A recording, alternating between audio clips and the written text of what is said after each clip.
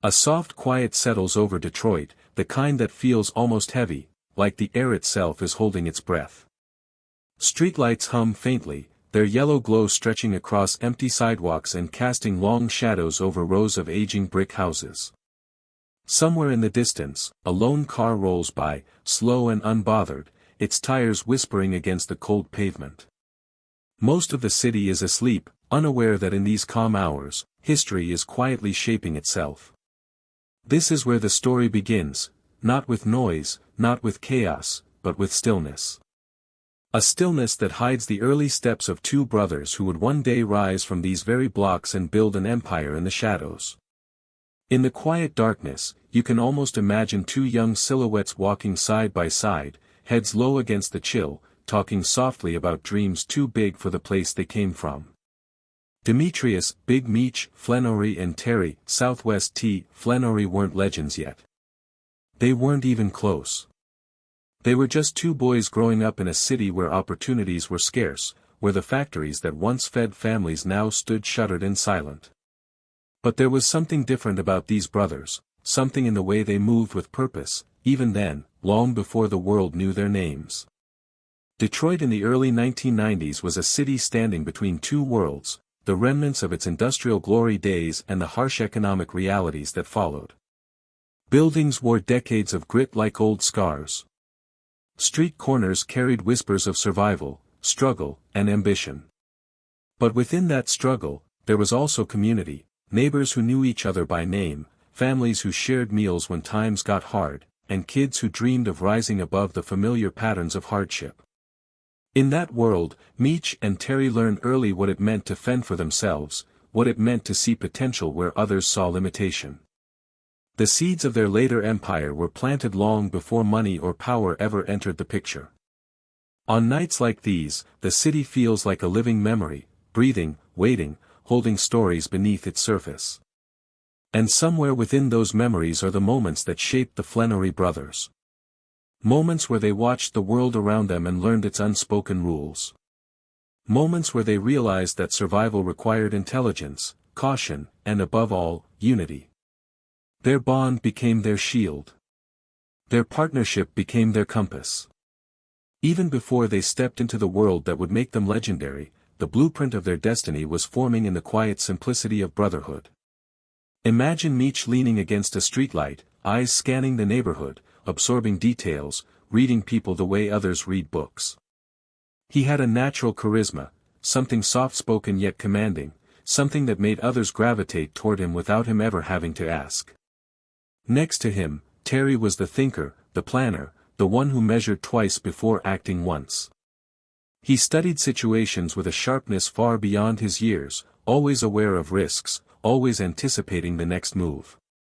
Together, they made a balance that few could match even as adults, let alone teenagers. Yet none of this felt dramatic or chaotic in the beginning. It was subtle, quiet, gradual. Like watching a river carve its path through stone drop by drop, night after night. They didn't set out to build something massive, they simply set out to survive a landscape that didn't offer many paths forward. But survival has a way of evolving. Needs turn into ambitions. Ambitions turn into plans. And plans, once set in motion by minds as determined as theirs, begin to grow in ways no one could predict. If you picture the Flenory brothers standing in their neighborhood under the soft halo of a street lamp, you can almost sense how the world around them shaped their instincts. The sound of faraway sirens, the rhythm of conversations drifting out of late-night convenience stores, the quiet negotiations that took place in alleyways or behind closed doors, these were lessons. Lessons in reading danger, recognizing opportunity, understanding people, and navigating systems that operated deeper than what most could see. Detroit didn't just raise them, it trained them. And in these early nights, perhaps without realizing it, the brothers were already sharpening the qualities that would one day allow them to build an empire unlike anything the country had seen. An empire that would stretch far beyond Detroit, weaving itself into cities from Atlanta to Los Angeles. An empire that would slip through the cracks of law enforcement, media, and even culture itself. All while remaining, for many years, invisible to the public eye. But none of that is happening yet. Right now, in this beginning, this quiet, cinematic opening, they are simply two brothers dreaming of better days. They don't yet know the price those dreams will demand. They don't yet see the fractures that success will one day place between them. They don't yet grasp the weight of becoming symbols in a world that both admires and condemns the shadows they will walk through. They only know that together, they are stronger than the world that surrounds them. There's something almost soothing about this beginning. The slow pace. The silence. The feeling of standing on the edge of a story that has not yet revealed its scale. Many tales of crime begin with violence or bold declarations, but not this one. The rise of the Black Mafia family began with soft whispers, careful steps, and quiet ambition. In the stillness of Detroit nights, the Flenory brothers learned who they were and who they would become. They learned to trust each other without hesitation. They learned to move with patience, precision, and persistence. And as they walked those dimly lit streets together, their futures followed closely behind them, waiting for the right moment to unfold. What makes this story so fascinating isn't just what they built, it's how they built it. Not loudly, not recklessly, but steadily. They didn't crash into the criminal world, they slipped into it like shadows merging with the night. And in this opening chapter, you begin to understand the quiet determination that powered them. The patience that allowed them to expand without drawing early attention. The shared dream that kept them focused on the horizon rather than the obstacles beneath their feet. There is something almost meditative in thinking about their early days, the calm before the storm, the innocence before complexity, the unity before division. It reminds us that every great rise has a silent beginning, a moment when ambition is just a whisper and destiny is just a feeling. Soon, their journey will lead them into territories where few could survive. Soon, their names will echo through cities, clubs, studios, and courtrooms. But for now, they remain simply Meech and Terry, brothers navigating the quiet streets of Detroit, unaware that the shadows around them are slowly preparing to crown them kings of an empire hidden from the world. A warm morning light often slipped through the thin curtains of the Flenory household, landing quietly on the worn wooden floors and the modest furniture their parents worked so hard to maintain. Inside that home, despite the struggles outside, there was a softness, an atmosphere shaped by love, discipline, and a constant effort to shield the children from the harshness of Detroit's changing landscape. The Flenory parents, Charles and Lucille, carried themselves with quiet dignity. Charles worked multiple jobs, doing whatever he could to provide, while Lucille balanced the household with a steady, nurturing presence. Their home wasn't luxurious, but it was stable. It was a place where dreams could be imagined, even if reality constantly threatened to crush them. Detroit in the late 1970s and 80s was not an easy place to grow up. The automotive factories that once filled the city with life and opportunity were closing down one by one. Streets that once echoed with the rhythm of workers heading to their shifts began to feel empty, neglected, and worn. Abandoned buildings stood like forgotten monuments to better times, and crime slowly seeped into the cracks left behind by poverty. For many families, each day felt like a test of resilience. For the Flenory brothers, these surroundings shaped their understanding of the world, its dangers, its possibilities, and its inequalities. In their neighborhood, children learned their lessons early. They learned which streets to avoid, which groups to respect, and how to carry themselves without inviting trouble. But alongside those unspoken rules were moments of simple joy, kids laughing on porches, ice cream trucks humming down the block, neighbors gathering on warm evenings to talk about everything and nothing. It was a community built not by wealth but by connection. In those moments, the brothers saw the strength of unity, a lesson they would later apply in ways no one anticipated. Inside the Flenory home, the boys absorbed different lessons. They learned the value of discipline from their father, who insisted on respect and structure even when money was tight. They learned empathy and patience from their mother, who held the family together with quiet strength. They watched their parents stretch every dollar, turning small meals into big dinners and ordinary days into memories. Meech, even as a child, was the more outgoing one, curious, talkative, and naturally drawn to people. Terry was observant, thoughtful, the type who studied his surroundings carefully before speaking. Their personalities complemented each other, creating a bond that felt less like simple brotherhood and more like a partnership waiting for its purpose. As they grew older, the contrast between inside and outside the home became more apparent. The warmth of family dinners clashed with the cold reality of declining job opportunities, rising crime, and the lure of fast money that circulated around their block. It wasn't uncommon for the boys to see neighborhood teens showing off new shoes, jewelry, or cars, purchased not through traditional jobs but through hustling. Those moments planted quiet questions in their minds, questions about survival, ambition, and what it meant to succeed in a place where traditional paths were disappearing. But the Flenory parents did everything they could to guide them toward a safer life. Charles encouraged them to focus on school, emphasizing that education could open doors. Lucille prayed for her sons, urging them to choose righteousness even when the world around them seemed to reward the opposite. Their intentions were pure, but the environment outside was powerful, persistent, and persuasive.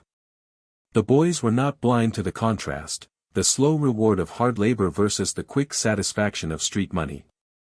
As the years passed, these forces continued to shape their internal worlds, pulling them in different directions. Detroit streets had a rhythm of their own, a rhythm the brothers learned to read like music. There were days filled with laughter and warmth, block parties where families danced and kids played under streetlights. But there were also nights filled with tension, the kind of quiet where everyone knew something was brewing. Police sirens echoing down distant blocks.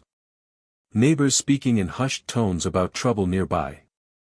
And in the middle of all this, Meech and Terry absorbed the lessons of survival, how to stay aware, how to move with caution, how to understand people not just by what they said but by what they didn't say. Their shared experiences created a strong sense of unity between them. At school, they watched each other's backs. In the neighborhood, they moved together. When challenges came their way, they faced them as one. That deep bond became a defining aspect of their identities, two halves of a whole, stronger together than apart. While other brothers fought or drifted apart, Meech and Terry grew closer, almost instinctively understanding that their strength came from their connection. Their childhood was not defined solely by struggle. There were moments of softness, snow days where the world outside felt quiet and peaceful, afternoons spent riding bikes through the neighborhood, evenings listening to music on the porch while the sun set behind old buildings. Those moments gave their young minds room to dream. Meech often dreamed of being someone important, someone admired, someone who lifted others with him. Terry dreamed of stability, of building something solid and lasting. They didn't yet know that these dreams would eventually collide in a way that would change everything. As the city shifted around them, so did they. Neighborhood influences became stronger. The examples set by older boys, the ones with fresh clothes, flashy cars, and a sense of authority, began to pull at their imaginations. They weren't attracted to crime itself, they were drawn to the idea of control, respect, and the ability to provide in ways their parents struggled to. Poverty has a way of making even the smallest luxuries feel like profound victories. And for boys growing up in an environment where success seemed limited to the lucky few, the streets appeared to offer a different path, one that felt more accessible, more immediate, and more rewarding.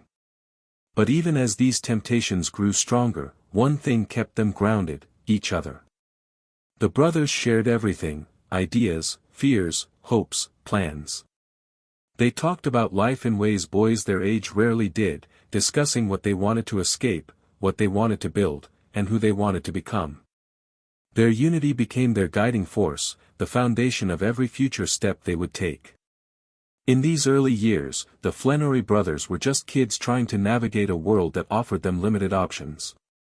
They weren't criminals. They weren't kings. They were simply products of their environment, shaped by love, hardened by struggle, strengthened by family, and bonded by a loyalty that would one day define an empire. Their roots in Detroit weren't just the beginning of their story, they were the blueprint of everything that would come later. The shift from childhood innocence to teenage responsibility is often so gradual that you barely notice it happening. One day you're riding bikes down cracked sidewalks, and the next you're watching the world with sharper eyes, aware of every opportunity and every threat. For Meech and Terry, this transition unfolded quietly but powerfully. Detroit streets had already taught them caution, observation, and resilience. Now, as teenagers, those lessons took on new meaning. The brothers began to see not only what the world demanded from them, but also what it could potentially offer, if they were willing to take bold steps into paths most people avoided. Their early involvement in hustling didn't start with grand ambitions or calculated strategies. It began with necessity, with curiosity, and with the subtle realization that the traditional route to success wasn't designed for kids like them. Part-time jobs paid too little. School felt disconnected from the reality outside. And everywhere they turned, they saw examples of young men making money, real money, in ways that didn't require waiting years for a promotion or a miracle. The brothers weren't reckless, they were observant. They watched older teens on the block operate small deals, watched people negotiate quietly behind closed doors, watched transactions that were fast, discreet, and profitable. Slowly, the idea of stepping into that world became less terrifying and more tempting. What's important to understand is that their entry into the hustle wasn't about greed. It was about survival, helping their family, and taking control of a world that often felt uncontrollable. The Flenory home was filled with love, but love couldn't always pay bills. Charles worked himself to exhaustion, Lucille stretched every dollar until it nearly tore. The boys weren't blind to their parents' sacrifices, and there were moments when they wished they could lighten the load. This desire, mixed with the realities of their environment, opened the door to their first small steps into hustling. At first, it was simple. Small exchanges. Small profits. Nothing that would draw attention or spark suspicion. Meech had the natural ability to talk to anyone, calm, confident, warm without being soft. Terry had the discipline to keep track of the numbers, making sure nothing got sloppy. Even in their earliest dealings, the complementary nature of their personalities became clear. Meech could walk into a room and leave with trust. Terry could take a plan with holes in it and make it airtight. Together, they formed an unspoken rhythm, one that would eventually grow into something far bigger than either of them imagined. Their first profits were modest, but to them, it felt life-changing. Not because of the money itself, but because of the self-sufficiency it represented. They began to understand that they could create their own path, one that didn't rely on luck or permission. The streets became their classroom. They learned which deals to avoid, which people couldn't be trusted, when to speak, and when silence was the smarter choice. They learned to move carefully, to never bring attention to themselves, and to always stay 2 steps ahead. These early lessons would form the backbone of their future empire. On quiet afternoons, Meech and Terry often sat on their neighborhood porches watching the world move around them. The city's rhythm felt familiar by then, the distant hum of traffic, the occasional shout from down the street, the heavy thump of music drifting from passing cars. These sounds were part of their lives, part of the backdrop of their transformation. They talked about the future in these moments, dreaming of ways to rise above the limitations they saw around them. Their conversations weren't reckless or filled with fantasies of violence. Instead, they were filled with plans for better living, for helping their family, for gaining a level of stability that their environment rarely provided. But even as they took their first steps into the underworld, there was always an awareness of risk. They knew the dangers of the game, broken alliances, legal consequences, violence that could erupt without warning. The streets weren't a playground, they were a maze where one wrong turn could end a life prematurely. The brothers respected that reality. They moved cautiously, never taking unnecessary chances. They built relationships slowly, observing people before trusting them. And through it all, their bond remained unshakable. Every decision was made together. Every risk was evaluated as a team. Meech, with his natural charm, quickly developed a reputation as someone reliable, not loud, not flashy, but dependable in a way that made people take notice. Terry developed a reputation of his own, sharp, organized, the type who didn't just think ahead but planned ahead. Their complementary strengths made them a force even in their earliest days. While other young hustlers made reckless choices, the Flenory brothers made calculated moves. They didn't try to stand out. They didn't seek unnecessary attention. They operated quietly, efficiently, and with a level of discipline uncommon for teenagers. As their skills grew, so did the scale of their operations. What began as small exchanges slowly evolved into something more structured. They learned how to source product reliably. They learned how to maintain loyal customers. They learned how to avoid conflicts that could bring unwanted attention. Each lesson was absorbed carefully, applied thoughtfully, and carried out with an awareness that this world rewarded intelligence as much as courage. In time, their early steps into the hustle transformed into the first bricks of a much larger foundation. But even in these early days, there were hints of the qualities that would one day define the Black Mafia family. Their ability to maintain loyalty. Their insistence on structure. Their refusal to operate out of fear.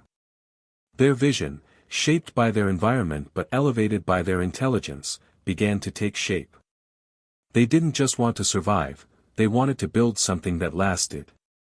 And while they couldn't yet imagine the empire they would one day command, the seeds of that empire were already rooted in their teenage years. The streets of Detroit were unpredictable, but Meech and Terry moved through them with growing confidence. They understood the language, the patterns, the power dynamics. They became students of their environment, learning when to blend in and when to assert themselves. And as time passed, the brothers began to realize that they were capable of more than simple hustling. They had the organization, the patience, and the ambition to think bigger. The quiet ambition that had followed them since childhood began to sharpen. They listened to the stories of older hustlers who had risen fast and fallen even faster. They studied what worked and what didn't. They understood that reckless ambition could destroy everything, but careful ambition could build something meaningful. Their partnership, built on trust, loyalty, and shared goals, became the engine of their evolution. As they continued to grow in the streets, there was an invisible shift happening around them. Opportunities began to appear, opportunities that required more planning, more risk, and more organization. The brothers could feel a change in the air, a sense that their small operation was no longer small. They were stepping into something larger, something more complex, something that would one day make their names echo across cities they had never even visited. They didn't know it yet, but the first real chapter of their rise was beginning. The road ahead would be long, dangerous, and extraordinary. But in these early steps, filled with caution, hope, and quiet ambition, the foundation of the Black Mafia family was being laid, piece by piece, night by night, lesson by lesson. The transformation from small-time hustlers to architects of a rising street operation didn't happen overnight. It unfolded gradually, like a pattern forming quietly beneath the surface. By the time Meech and Terry entered their late teens, something about the way they moved had changed. They were no longer simply reacting to their environment, they were shaping it. Their decisions became more strategic, their plans more deliberate, and their vision clearer. The brothers had discovered the power of balance, Meech's charisma and people skills paired with Terry's precision and discipline. Together, they formed a partnership with a natural symmetry, a rhythm that made them far more effective than any two individuals working alone. The blueprint of their future empire began taking shape during this period, humble, unpolished, but undeniable. The brothers spent long nights discussing ideas, sketching mental plans, and refining their approach. These weren't loud conversations. They were quiet, calm, analytical. Sitting on porches, in dimly lit rooms, or on slow walks through the neighborhood, they talked through every possibility. Meech would present bold ideas, stretching the boundaries of what they could achieve. Terry would break those ideas down, identifying the risks, the weaknesses, and the adjustments needed to make them realistic. Their minds worked differently, but not in conflict, more like a puzzle that only made sense when both pieces were present. Meech's natural gift was understanding people. He could sense intentions, read emotions, and build trust without trying. People felt comfortable around him, drawn to his confidence and easy charm. He knew how to negotiate without appearing forceful, how to diffuse tension without raising his voice, how to bring people into his circle without making them feel used. These talents made him a natural frontman for their growing operation. He wasn't just respected, he was liked, and in the streets, being liked often carried as much value as being feared. Terry, on the other hand, possessed a calm intensity. He didn't waste words, didn't rush decisions, didn't allow emotions to cloud judgment. He was the strategist, the one who ensured that every move made sense, every risk was measured, and every detail accounted for. While Meech managed relationships, Terry managed structure. He oversaw the logistics of their early operations, ensuring that supply matched demand, that finances stayed organized, and that nothing slipped through the cracks.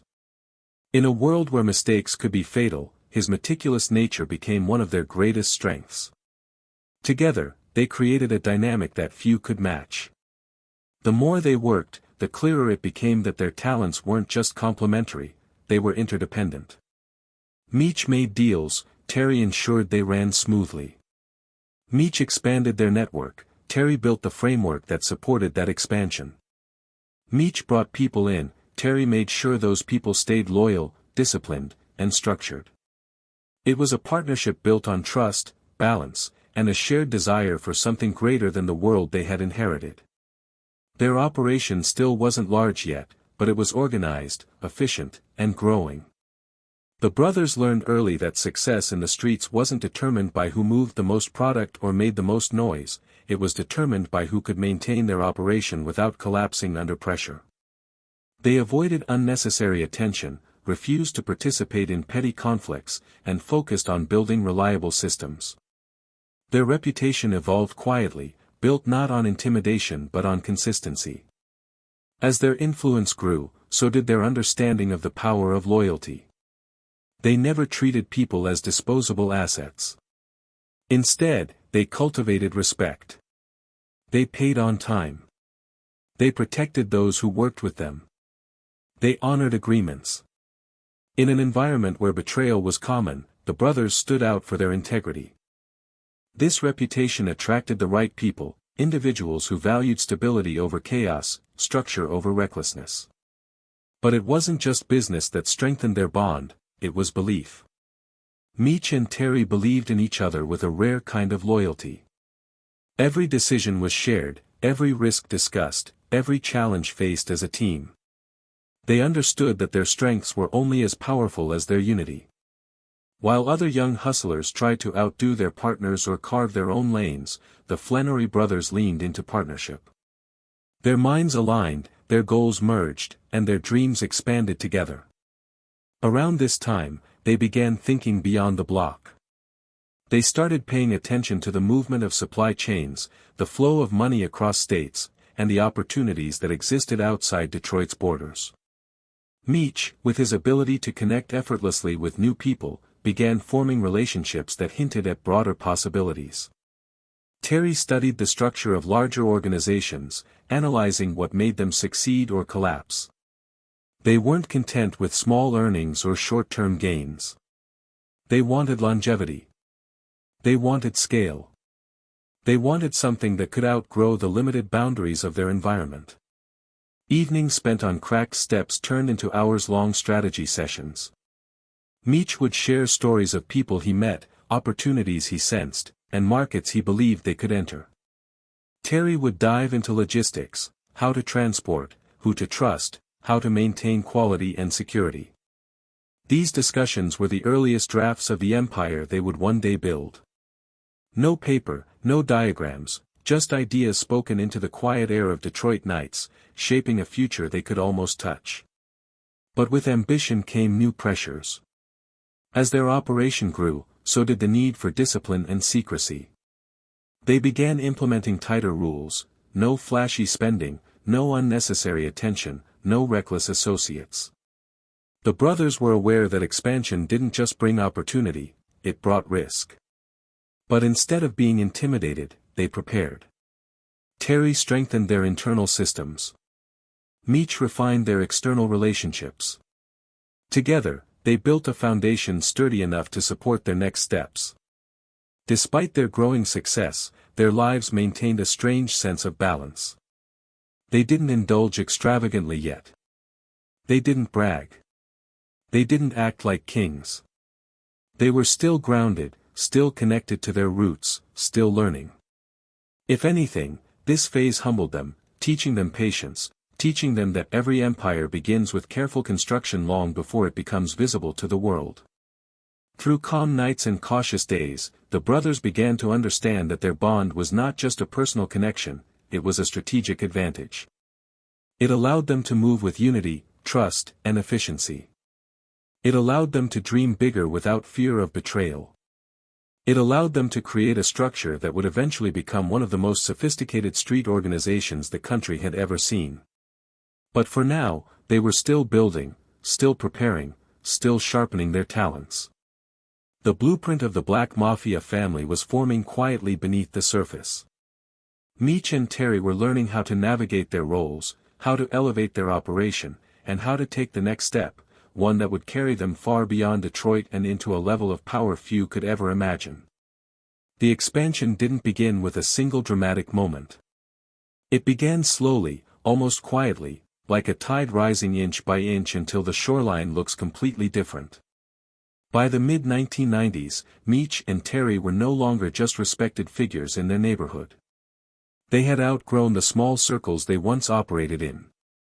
Their systems were running smoothly, their connections were strengthening, and their ambition was stretching far beyond Detroit's borders.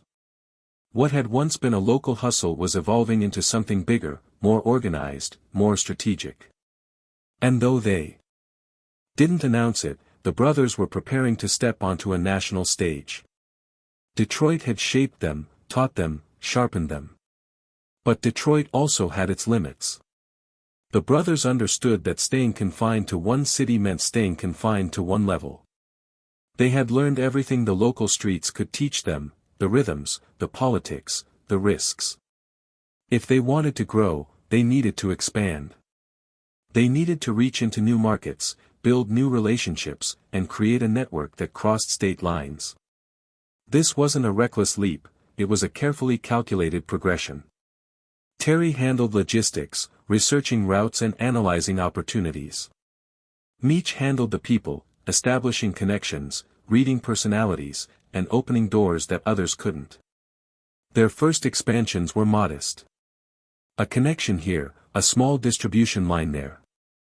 They tested new territories cautiously, approaching each city with patience. They didn't rush. They didn't try to dominate. Instead, they integrated slowly, earning trust, studying local structures, and understanding how each market operated. St. Louis, Cincinnati, Indianapolis. These were early stepping stones, cities where they learned how to scale their model while maintaining security. They approached each location with the same quiet discipline that had shaped their early years: move smart, stay under the radar, build relationships that last. What set the brothers apart from others wasn't just their ambition, it was their method. Many young hustlers expanded recklessly, chasing fast money without understanding the territory. Meech and Terry did the opposite. They treated expansion like a science. Terry planned every route, ensuring their supply chain could move undetected and efficiently. He studied everything: which highways were safest, which airports were most watched, which neighborhoods were ideal for distribution. Meech, meanwhile, built alliances with people who were respected locally. Not through intimidation, but through presence, loyalty, and genuine connection. He didn't force his way into new cities, he was welcomed. As their network grew, so did their reputation. Word spread quietly through street circles about two brothers from Detroit who ran their business differently. They were structured, reliable, and intelligent. They paid fairly. They protected their people. They didn't create chaos, they organized chaos.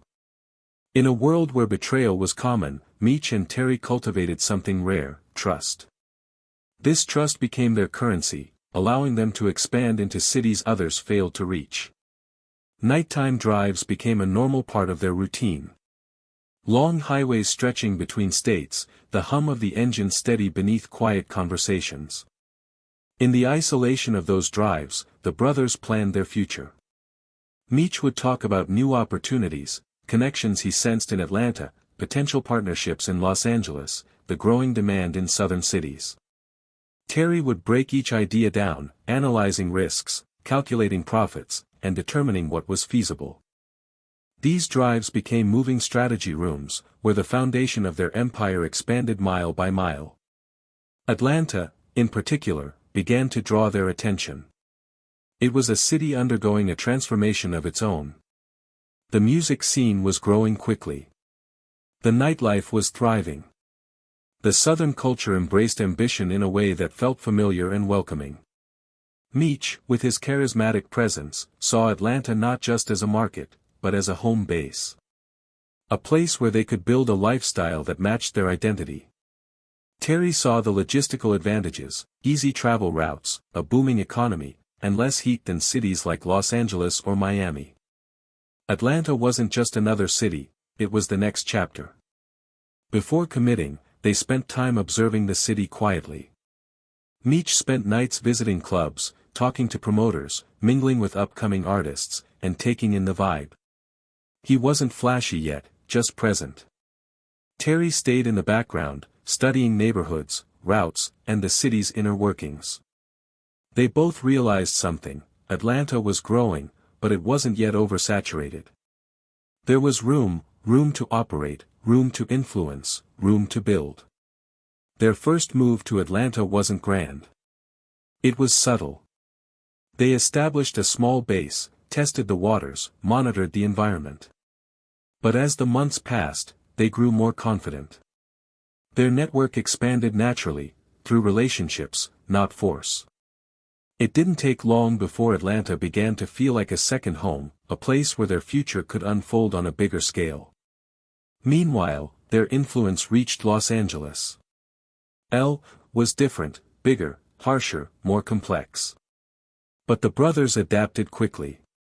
Meech connected with people who respected his confidence and vision. Terry built systems that could withstand the increased risk of coastal transport. L became a crucial part of their supply chain, a West Coast anchor that tied their growing network together. The remarkable part of this expansion wasn't the speed, it was the smoothness. While other organizations grew loud and chaotic, the Flenory brothers grew quietly, methodically. Each new city strengthened their structure. Each new relationship added stability. Each new route brought them closer to building something unprecedented. Their name, BMF, hadn't yet become widely known. It wasn't a brand. It wasn't a symbol. It was just the natural evolution of a growing vision. But beneath the surface, their influence was spreading like roots through soil, quietly, steadily, powerfully. Through it all, their partnership remained the core of everything. Meech's charisma became the face of expansion. Terry's discipline became the backbone. When one moved forward, the other strengthened the foundation. When one saw opportunity, the other ensured it was executed safely. Their unity allowed them to expand at a pace that would have shattered most organizations. They weren't just moving product, they were building a national infrastructure.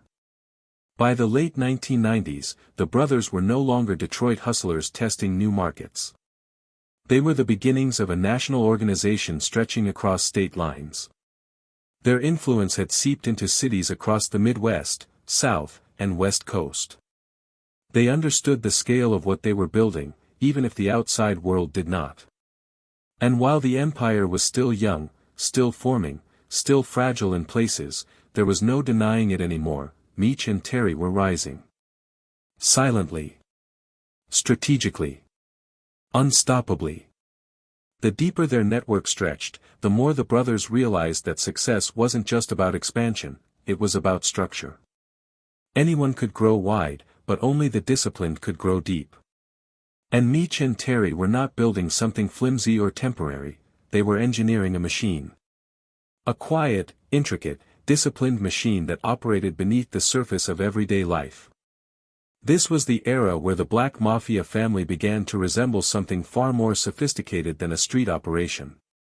It became a network built on precision, loyalty, secrecy, and an almost military level of organization. Their earliest success had come from understanding people and understanding systems. Now, they applied those lessons with a sharper edge. They understood that the drug world rewarded those who paid attention to detail, those who didn't rely on brute force or fear, but on intelligence and consistency. And through this understanding, the brothers created one of the most efficient distribution systems of their time. It started with logistics. Terry approached logistics the way an engineer might approach a blueprint. Every route had to be tested, every vehicle examined, every driver vetted. He designed transportation networks that minimized risk while maximizing efficiency. The brothers used ordinary objects in extraordinary ways. Tires modified with hidden compartments. Cars engineered for concealment. Drivers trained not just to move but to think, thinking like Terry, anticipating danger, adjusting routes, staying invisible. What made their network unique wasn't just creativity, it was discipline. Many young hustlers cut corners, trusted the wrong people, or flaunted their success too quickly. But the Flenory brothers valued control over chaos. Terry built checklists, routines, and verification systems. Every product was weighed. Every delivery was confirmed. Every person involved was watched, not out of paranoia, but out of necessity. In their world, one mistake could unravel everything they worked for. Meech's role during this evolution was just as crucial. While Terry engineered the inside of the machine, Meech managed the outside. His gift for reading people was essential.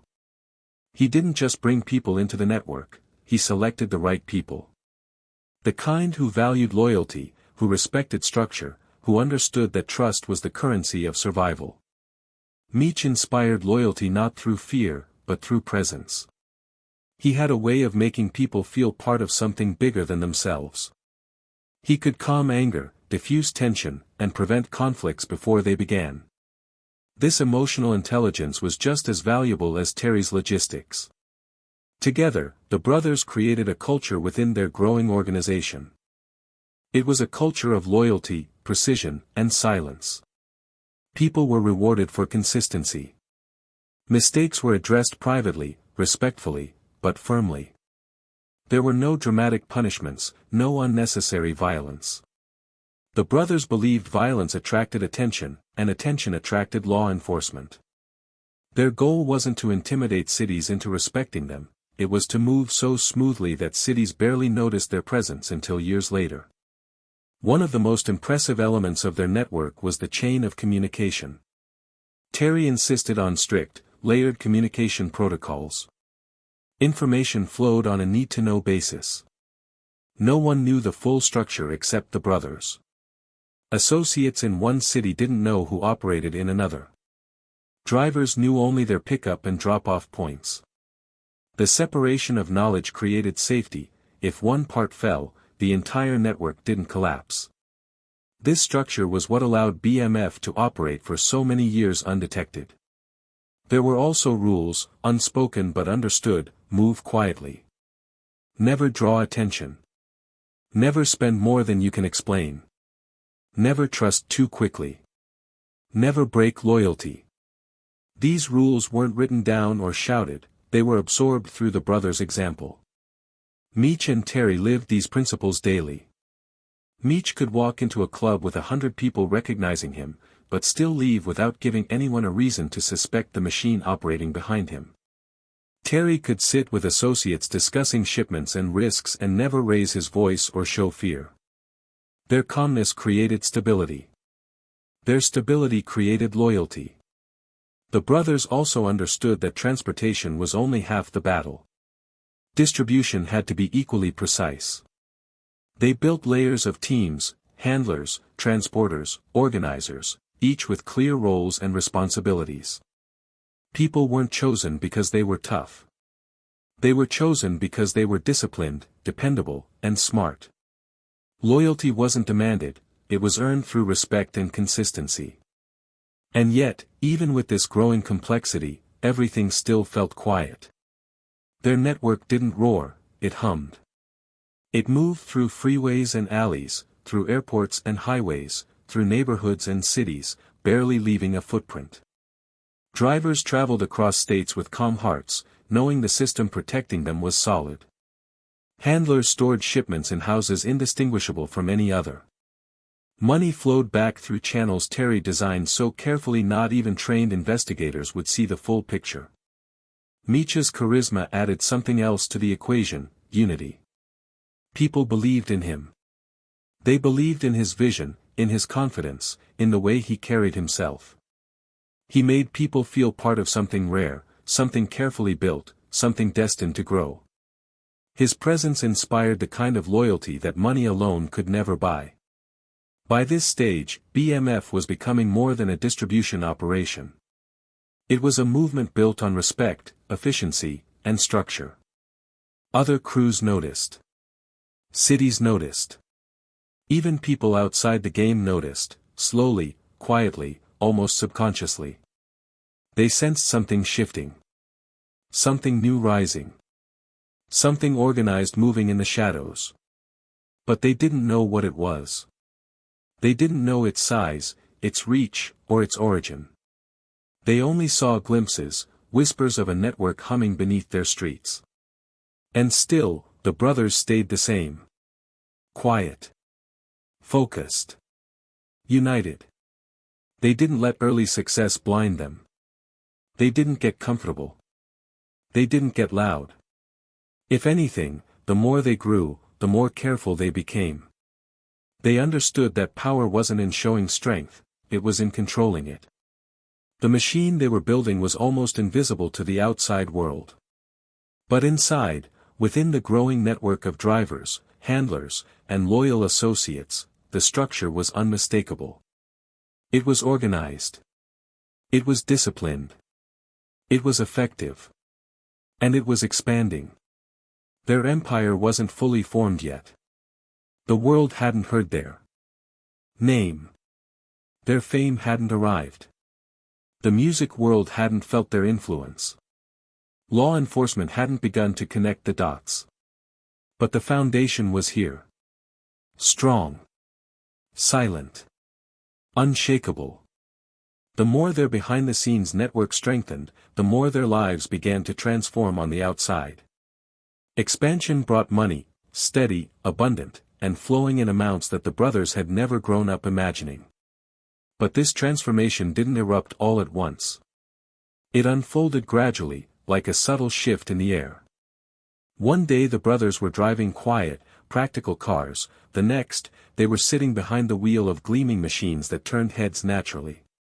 One day they were wearing simple clothes, the next, their wardrobes reflected the polished confidence of young men rising through a world that rewarded precision and ambition. Yet even as luxury began to surround them, it didn't swallow them. Not at first. Meech and Terry both understood that image carried power, but power needed to be controlled.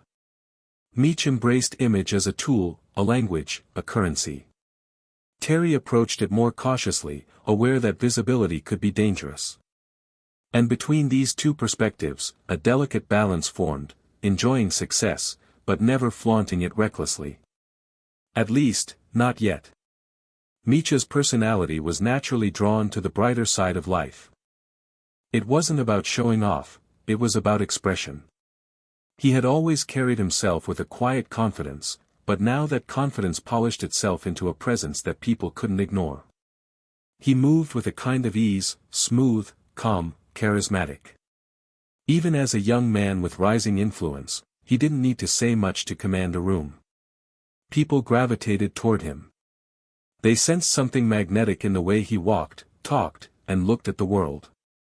Nice cars, designer clothes, and crisp jewelry became part of his style, but not because he chased attention. It was because he understood that image had its own kind of influence. People respected what they saw. And in the environments Meech moved through, clubs, events, parties, gatherings, appearance wasn't just vanity, it was communication. A silent message. A sign of control, stability, and vision. Meech used luxury the same way he used his charm, strategically, naturally, effortlessly. Terry wasn't as drawn to the spotlight. Where Meech saw image as a tool, Terry saw it as a risk. His mind was built for structure and caution. He preferred quiet rooms over loud clubs, thoughtful discussions over celebrations, steady investments over impulse. His cars were clean but understated. His clothes were sharp but not loud. His jewelry, if he wore any, was simple. For Terry, luxury wasn't about expression, it was a reminder. A reminder of how far they had come, and how careful they needed to be to avoid losing it all. Their contrasting approaches created an unspoken tension, but also a necessary balance. Meech pushed them forward socially, building connections through presence and energy. Terry kept them grounded, reminding them that every spotlight cast a shadow where danger could hide. Their differences didn't divide them, they strengthened the structure they were building. Meech built bridges, Terry fortified them. As the money increased, the brothers' lifestyle naturally expanded. They upgraded their homes, vehicles, and wardrobes, not in a chaotic rush, but in a smooth progression that reflected their rising status. Their friends and associates noticed the changes, and so did people outside their circle. Yet unlike many who rose fast and fell even faster, the Flenory brothers didn't lose themselves in the lifestyle. They didn't let arrogance cloud their judgment, and they didn't confuse luxury with invincibility. Their early years of hardship kept them grounded, even as they began to enjoy comforts they once only saw on TV. Clubs became a significant part of Meech's world during this time. Not because of partying for the sake of partying, but because clubs were where power moved quietly among crowds. In the dim glow of neon lights, relationships could be built, opportunities discussed, and reputations shaped. When Meech stepped into a club, he didn't try to dominate the room, he became the room. His presence radiated confidence without aggression. People noticed when he arrived, and they noticed when he left. In a world where perception mattered, this subtle influence became one of his most powerful tools. It wasn't unusual for people to describe Meech's entrances as magnetic. Not loud, not wild, just commanding. A simple nod from him could seal a deal. A quiet conversation in a corner could open doors across cities. His presence was calm but unmistakable, like a spotlight that didn't need to shine to be felt. And as his social reach expanded, so did the myth around him. Not a myth of violence or fear, but a myth of charisma, generosity, and leadership. Meech was not reckless with money. Even when he purchased expensive cars or jewelry, it wasn't done impulsively. He saw luxury as an investment in influence. If people believed in the identity he projected, they were more likely to follow his lead, trust his vision, and align themselves with BMF's expanding network. His lifestyle became a tool of recruitment, loyalty, and perception. Terry watched all of this with a level-headed gaze. He didn't try to stop Meech, because he understood that Meech's visibility helped the business in ways structure alone couldn't. But he also knew that too much visibility could attract the wrong kind of attention. Terry began reinforcing the internal layers of their operation with more focus. More security. More rules. More structure. While Meech grew the external network, Terry fortified the internal one. Around this time, the brothers' lifestyle began attracting whispers. Nothing concrete, just observations. People noticed that the Flenory brothers moved differently. That they weren't reckless like the loud hustlers. That they had money, but also intelligence. They didn't flash wealth to impress, they wore it like a quiet badge of success. People respected them, not because they demanded respect, but because they embodied it. Cars with gleaming paint. Jewelry that caught the light without overwhelming the senses. Clothes tailored perfectly. Each detail added to their image without betraying their structure. Luxury, for them, became more than comfort, it became strategy, brand, and influence all wrapped into one. Their lifestyle wasn't yet legendary. It hadn't yet exploded into the full spectacle that would define their peak years. But the foundation was there, the sense of polish, the aura of power, the calm confidence that separated them from everyone around them. Even in these early days, something about the brothers felt larger than life, yet grounding at the same time. They weren't pretending. They weren't playing roles. They were simply growing into the men they always believed they could become. Their network was expanding behind the scenes. Their lifestyle was evolving on the surface. Their influence was spreading quietly through city after city. And yet, everything still felt calm. Controlled. Balanced. The storm hadn't arrived yet. The spotlight hadn't fully found them. The world outside their circle hadn't yet realized what was being built. For now, this was the rise, the smooth, polished, disciplined ascent that would prepare them for both the legendary heights they were destined to reach, and the inevitable shadows that came with them.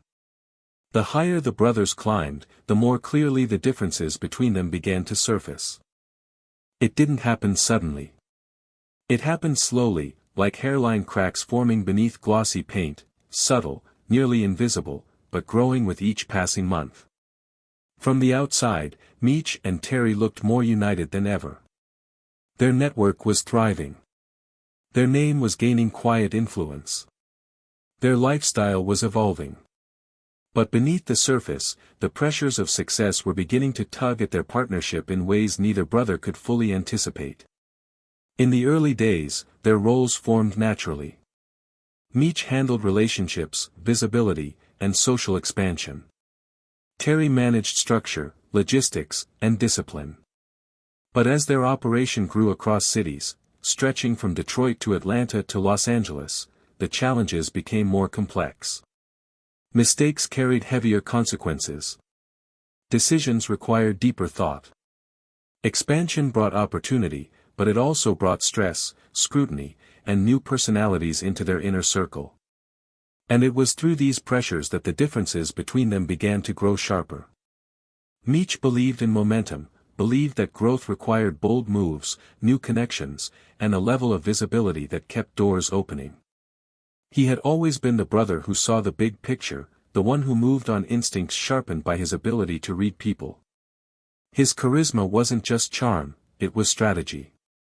He knew how to motivate people. How to inspire. How to turn strangers into loyal allies.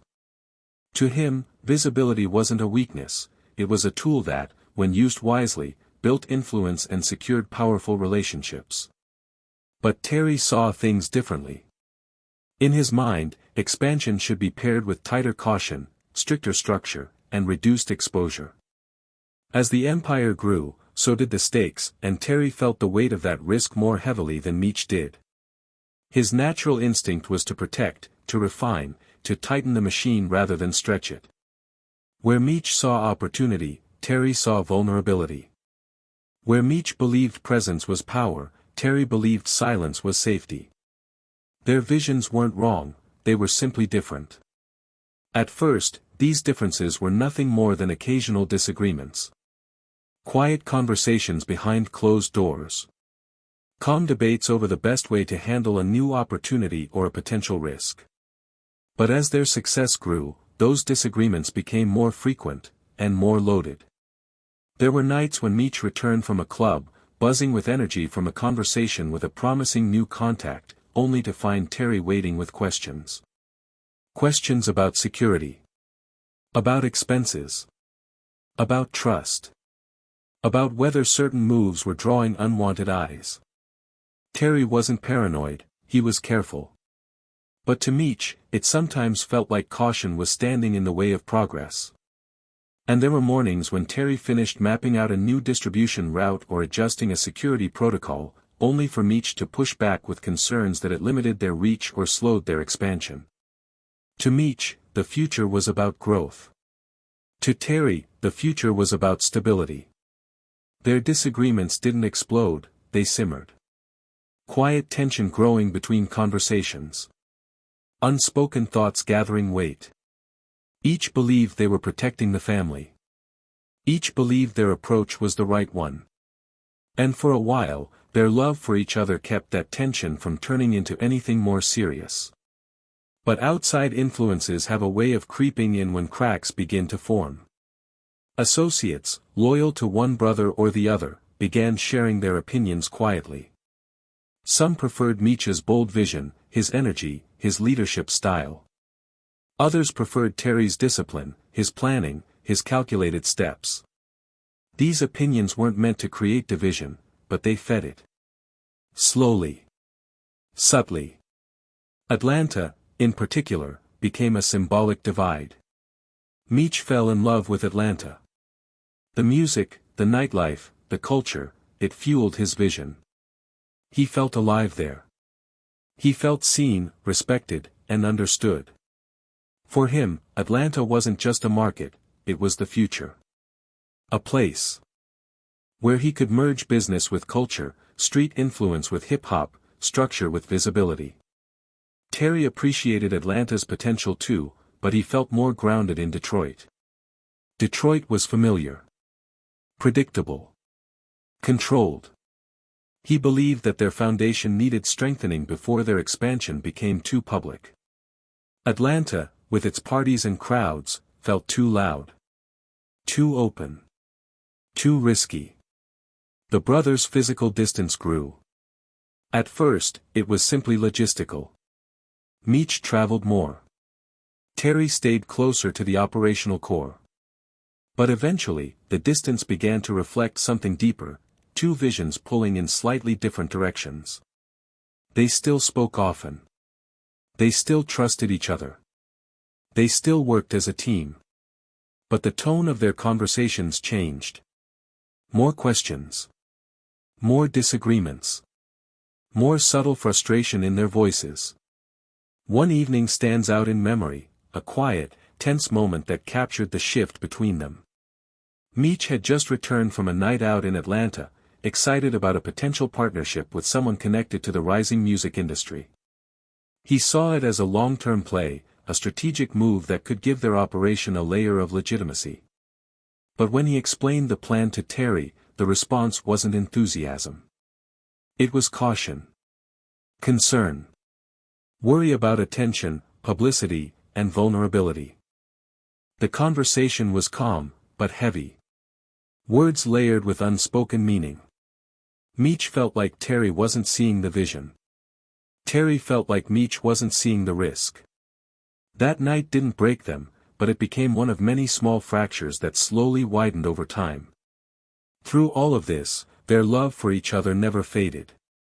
Their loyalty never disappeared. But their perspectives, once perfectly aligned, were beginning to shift just enough to create tension in their foundation. Like two branches growing from the same trunk, they began leaning in different directions. Their empire was still rising. Their influence still expanding.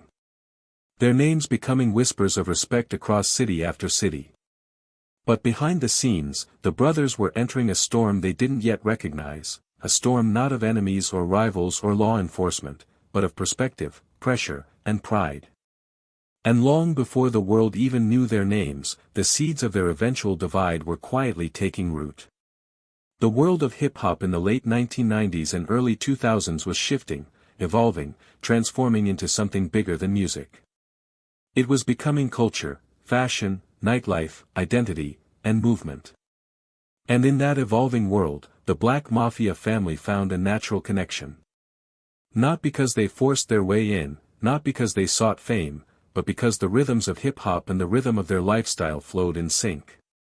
What Meech and Terry had built in the shadows began drifting toward the spotlight of a culture that embraced ambition, loyalty, style, and influence.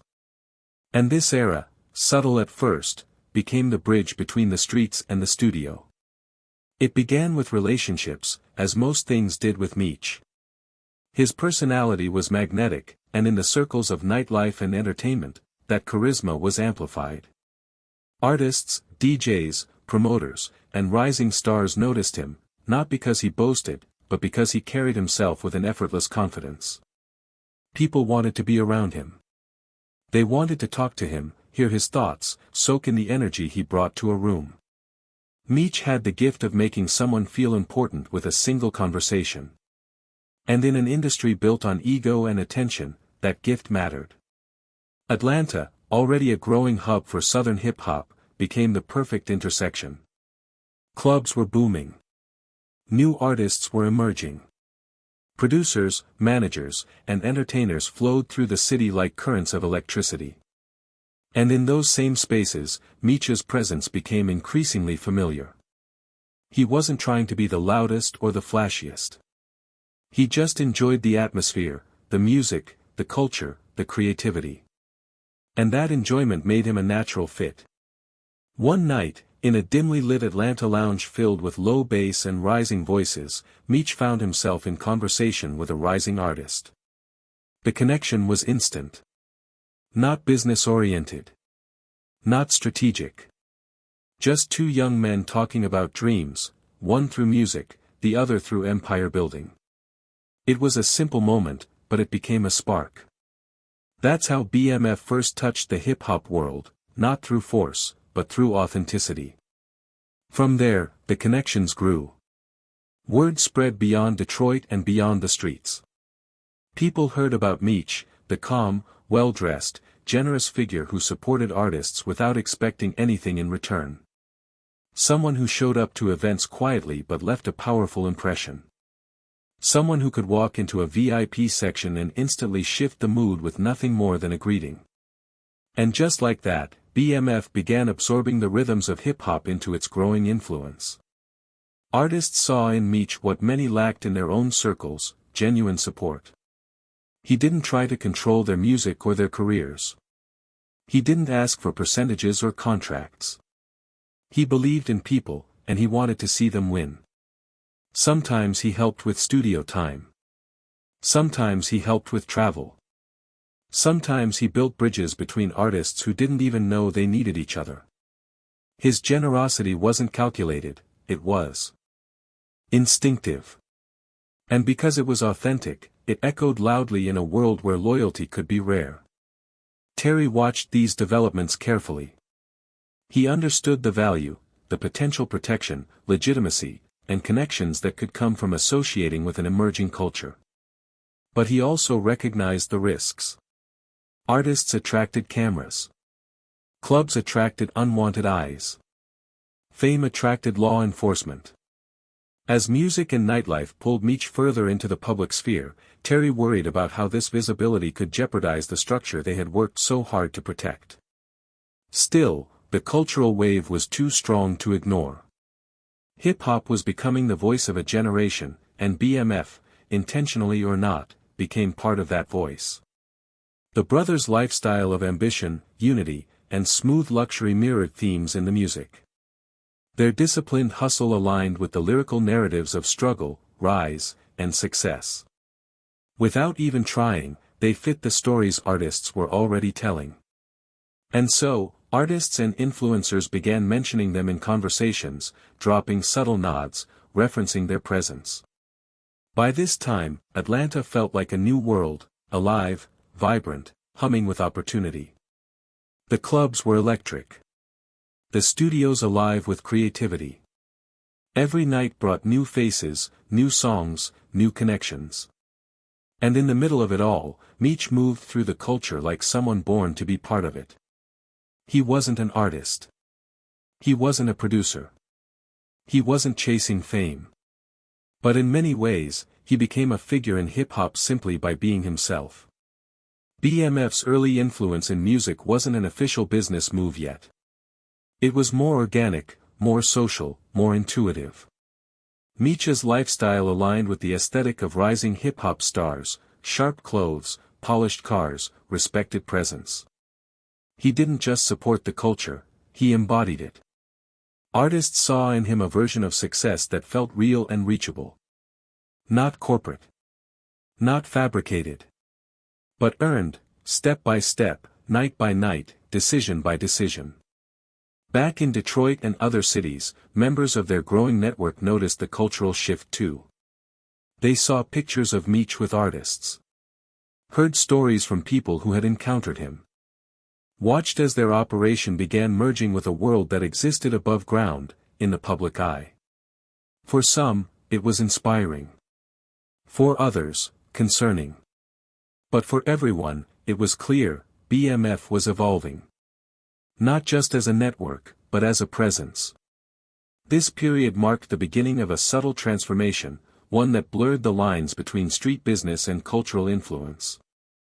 The brothers weren't just expanding their network anymore, they were stepping into a space where perception mattered, where reputation traveled faster than product, where influence moved through music, fashion, and nightlife. Meech understood this intuitively.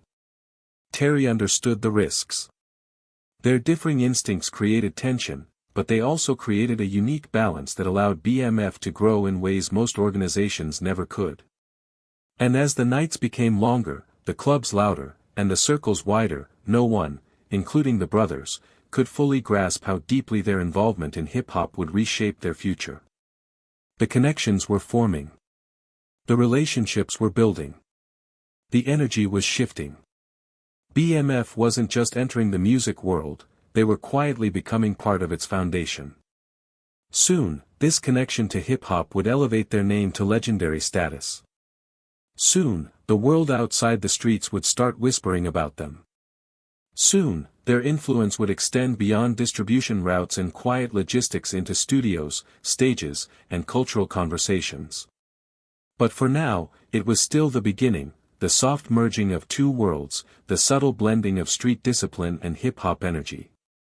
A merging that would define the next era of their story in ways neither brother could yet foresee.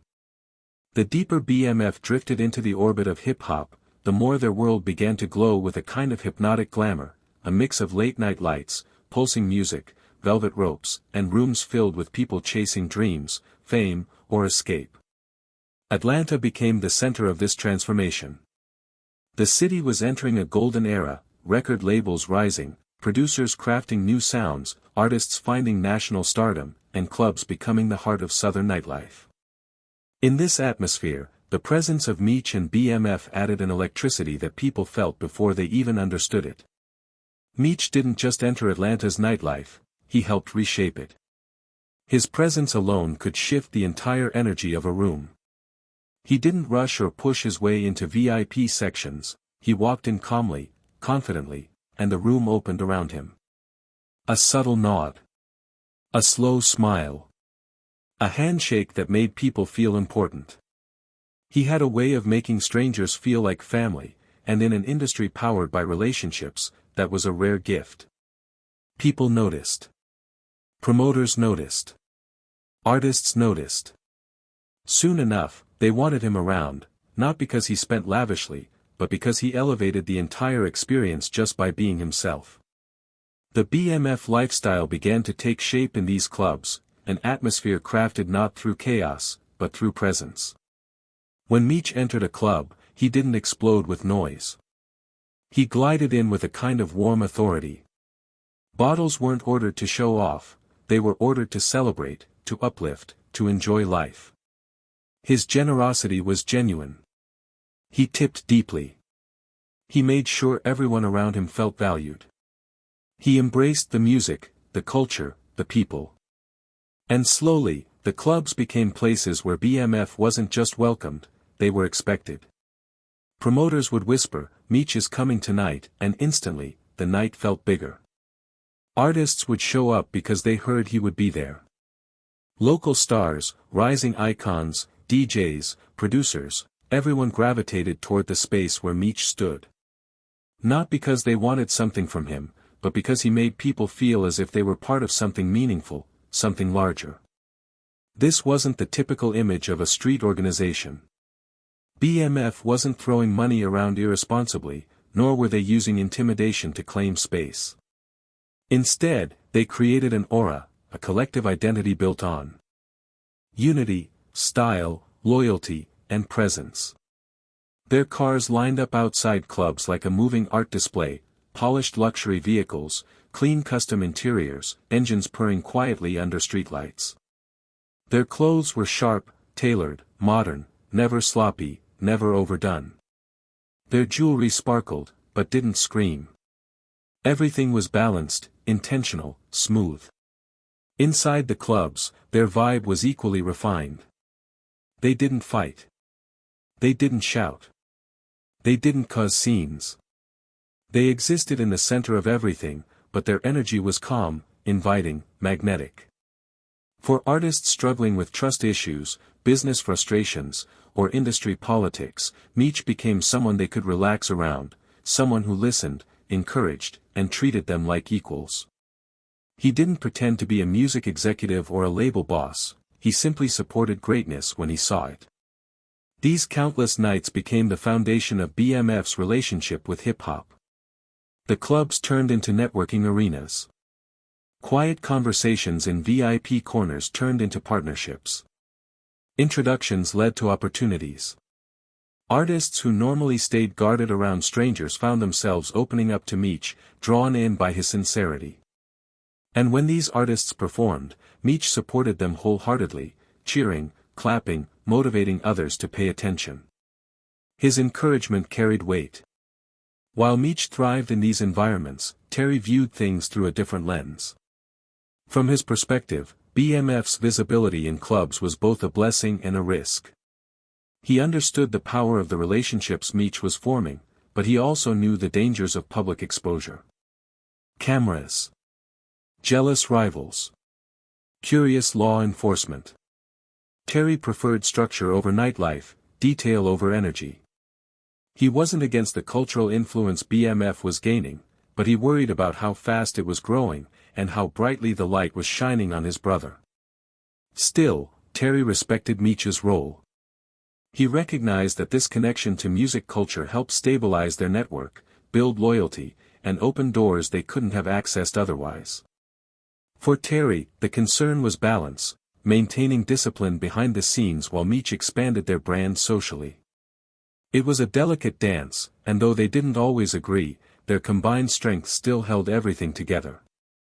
As BMF's influence grew, so did the mythology surrounding them. People saw their cars outside a club and whispered about their success.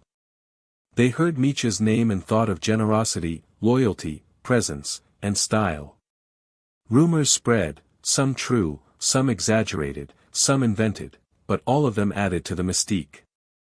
BMF became synonymous with a certain lifestyle, smooth, curated, luxurious, and united. The artists they supported appreciated this energy deeply.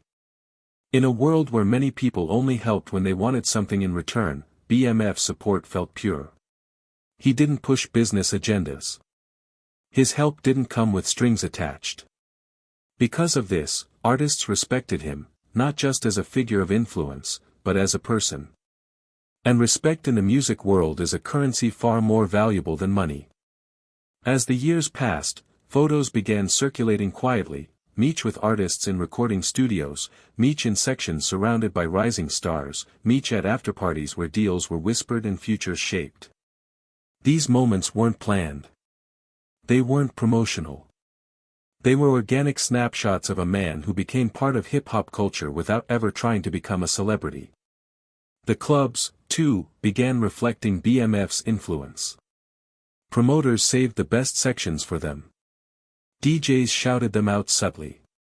Bartenders remembered their preferences. Security treated them with respect, understanding the quiet influence they carried. Nights often felt incomplete unless BMF walked through the doors. This era wasn't yet the peak of their legend, but it was the spark. The moment when culture and criminal enterprise began to merge into a single identity. A moment when BMF's name started appearing not just in street circles, but in music studios, industry conversations, and nightlife stories. The lifestyle they built in these clubs, the unity, the loyalty, the presence, the smooth confidence, would soon grow into something iconic. Something that the world would talk about for decades. Something that blurred lines between two realms in ways no one could have predicted. But for now, it was still rising. Still forming. Still glowing quietly beneath neon lights. Still breathing through late-night conversations, strong handshakes, and shared dreams. The years of growth had been good to the brothers, profitable, transformative, powerful, but power has a way of sharpening differences that once felt harmless. What had begun as small disagreements now stretched into quiet distances, long pauses, and conversations laced with unspoken tension. By the time BMF began taking deeper root in Atlanta and their influence crossed multiple states, the subtle cracks in the Flenory brothers' partnership became impossible to ignore. Not explosive. Not dramatic. Just a slow drift, like two ships sailing the same direction but on slightly different currents, moving farther apart with each passing day. From the outside, nothing appeared wrong.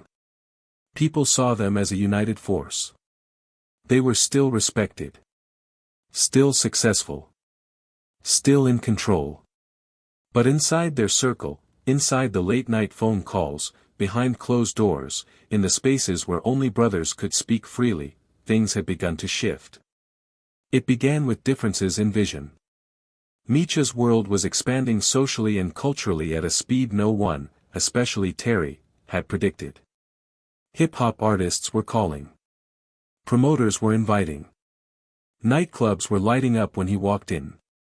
BMF was becoming a fixture of nightlife, music, and urban culture, not through intimidation but through presence. Meech loved it. His instincts thrived in that environment. He saw the cultural wave as an opportunity, something that could broaden their influence, protect their network, and create a parallel identity for BMF, one that lived above ground and fed power into their underground operations. But Terry saw risk. He saw cameras. He saw attention. He saw vulnerability. And Terry's instincts were rooted in protection.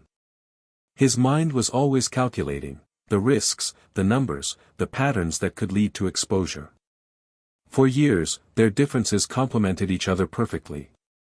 Now, they began colliding. There were small signs at first. Meech would share news about a high-profile club night in Atlanta, and Terry would respond with silence. Terry would introduce a new protocol to protect their routes, and Meech would question whether it constrained the expansion he was working toward. These weren't arguments, they were misalignments. Moments where both brothers felt right, yet found themselves on opposite sides of a shared goal. Those closest to them noticed the shift.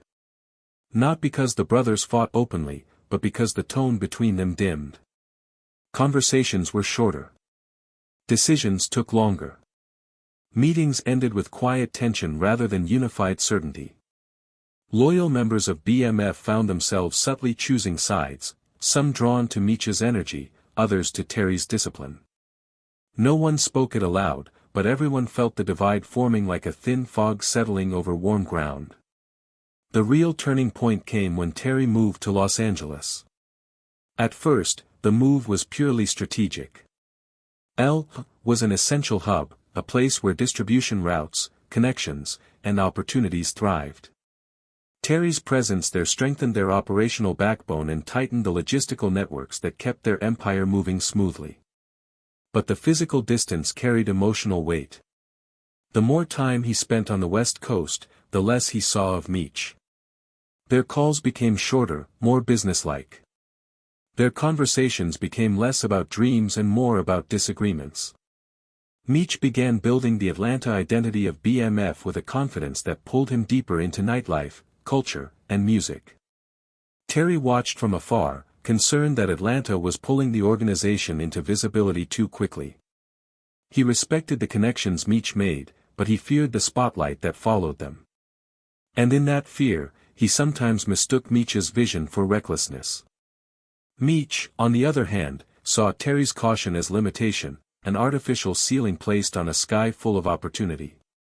He believed that staying small, quiet, and cautious forever would prevent them from reaching the kind of success he felt was within their grasp. He wanted growth. Influence. Legacy. Terry wanted security, longevity, invisibility. Both were right. And both were wrong. And that truth made their divide even sharper. There were nights in Atlanta where Meech would find himself surrounded by artists, music, and laughing crowds, yet feel a quiet absence, an emptiness where his brother used to be beside him. He'd think about the days when they were just kids on a Detroit porch, dreaming of better lives, building something together step by step. Now, the empire they built was rising taller than either imagined, but they were no longer standing shoulder to shoulder as they once had.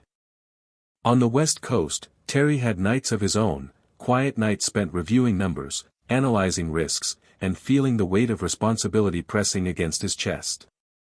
He loved his brother deeply, but he worried Meech was embracing a world that didn't understand danger the way they did. He worried that the culture around Atlanta, the cameras, the artists, the nightlife, would invite curiosity that could unravel everything they built.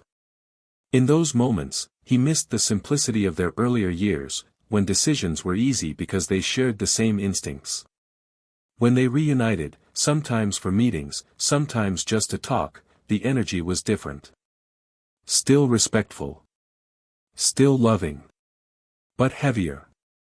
Meech would express excitement, Terry would express caution. Meech would talk about expansion, Terry would talk about discipline. Their goals aligned, but their paths diverged. The drift didn't happen through fights, it happened through perspective. Through stress. Through pressure. Through the weight of an empire growing too large to be managed by two minds moving in different directions. Their closest associates, though loyal, could feel the shift. Some nights in Atlanta, when Meech stood surrounded by artists and supporters, those who knew him best could see moments when his smile faded for just a second, as if he were thinking about Terry.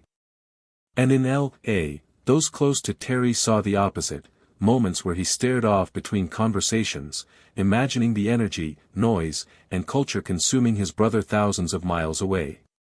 And so, the brothers drifted, not out of anger, not out of betrayal, but out of evolution. Two men changing under the weight of success. Two visions maturing in different directions. Two leaders who still loved each other fiercely but no longer moved in perfect synchrony. The empire was still strong. The network still thriving. The culture still growing.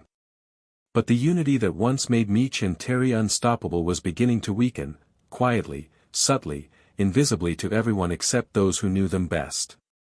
Soon, the world would feel the impact of this divide. Soon, their differing paths would create ripples across the organization. Soon, the cracks would widen under pressures neither could see coming. But for now, the drift remained quiet, a slow separation between two brothers who built something extraordinary, only to find themselves standing farther apart than ever before. The story of BMF's rise had always been told from the inside, through the lens of ambition, loyalty, and brotherhood. But outside their world, in offices lit by fluorescent bulbs and filled with the smell of stale coffee and paperwork, another story was forming. A quiet, patient, methodical story. A story unfolding through surveillance logs, intercepted whispers, blurry photographs, and the growing suspicion of people paid to study patterns others tried desperately to hide. While Meech and Terry expanded their empire from Detroit to Atlanta and beyond, law enforcement was slowly, almost silently, beginning to notice. It didn't begin with a dramatic revelation or a high-profile raid. It began with small fragments. A suspicious vehicle spotted near an airport. A package that didn't match the weight it should have. A routine traffic stop that led to whispered conversations between officers afterward. A name mentioned here, a nickname mentioned there, a rumor overheard by the wrong person. None of it pointed directly to the Flenory brothers, but it created a faint outline, one that investigators couldn't quite see clearly yet, but one they felt growing darker with time. To the brothers, life felt fast-paced but controlled. Their operation was running smoother than ever. Money flowed. Connections strengthened. The cultural wave around hip-hop carried their presence into rooms where power shifted nightly. But behind closed doors in law enforcement precincts, the mood was shifting. The whispers were getting louder. The dots were slowly connecting. The first real spark came when detectives in the Midwest began noticing patterns in the criminal landscape, patterns too consistent to be coincidental. Large-scale movement with no clear mastermind. Distribution that seemed too organized to belong to scattered, local crews. Routes that matched across states without ever being traced back to a central point. It was as if an invisible hand was orchestrating everything. That invisibility fascinated investigators. And it alarmed them. They started digging. Quietly. Carefully. Not looking for proof yet. Just looking for shape. Meanwhile, in the South, narcotics units in Atlanta began encountering a different pattern, one tied to Meech. Not through illegal activity, but through visibility. His presence in clubs. His connections with artists. His growing aura. Officers noticed the cars lined outside venues, the entourages moving smoothly, the faces they had seen before but couldn't place in official records. They didn't know who he was yet, but they noticed him. And in law enforcement, noticing is the first step toward suspicion. The investigations did not start coordinated. They started scattered, small pockets of interest rising in different parts of the country. But slowly, these pockets began merging. As one officer passed information along to another, as departments shared notes, as federal agencies tapped into city-level observations, a pattern emerged: multiple states. Similar methods. Similar footprints. No central identity. No clear leader. But movement, consistent, disciplined, effective. It was the lack of noise that made investigators suspicious. True chaos on the streets is loud. It erupts in violence, betrayal, public feuds. But the organization they were seeing was quiet. Controlled. Efficient. That level of control meant leadership, and leadership meant someone at the top. So they kept digging. Meanwhile, as the brothers expanded, they weren't oblivious to the risks. Terry, especially, sensed the shifting ground. He knew that every empire eventually attracted attention. His instincts sharpened. He revised protocols. Increased caution. Strengthened the separation between layers of the network. Terry's fear was not paranoia, it was experience, logic, and foresight. Meech sensed it too, but differently. He felt the pressure around him tightening, felt the unspoken tension in conversations, the watchful eyes in crowds, the subtle shift in energy. But he didn't retreat. He believed their network was strong enough, their loyalty deep enough, their systems refined enough to survive scrutiny. He didn't underestimate the danger, but he believed they were smarter than those who had fallen before. Yet even intelligence has its limits when the spotlight begins to drift your way. As law enforcement collected pieces, they started wiretapping phones, at first randomly, but then with growing precision. Conversations that seemed harmless to the brothers were recorded and studied. Even coded language, when analyzed long enough, begins revealing patterns. Investigators listen to thousands of hours of audio, often catching nothing, sometimes catching fragments that, once matched with reports from other states, began outlining a much larger picture. Surveillance teams began tailing people connected to BMF. Not Meech and Terry directly, those two were too cautious, too smart, too aware. But tailing their associates, their drivers, their handlers. Unmarked cars followed vehicles across state lines, documenting routes, timing deliveries, noting drop-off houses. Every detail, no matter how small, became part of a growing file. Inside the investigation rooms, the walls began filling with maps. Lines drawn between cities. Photos pinned with strings connecting them. Notes scribbled across whiteboards in marker. Meetings grew longer. Theories sharpened.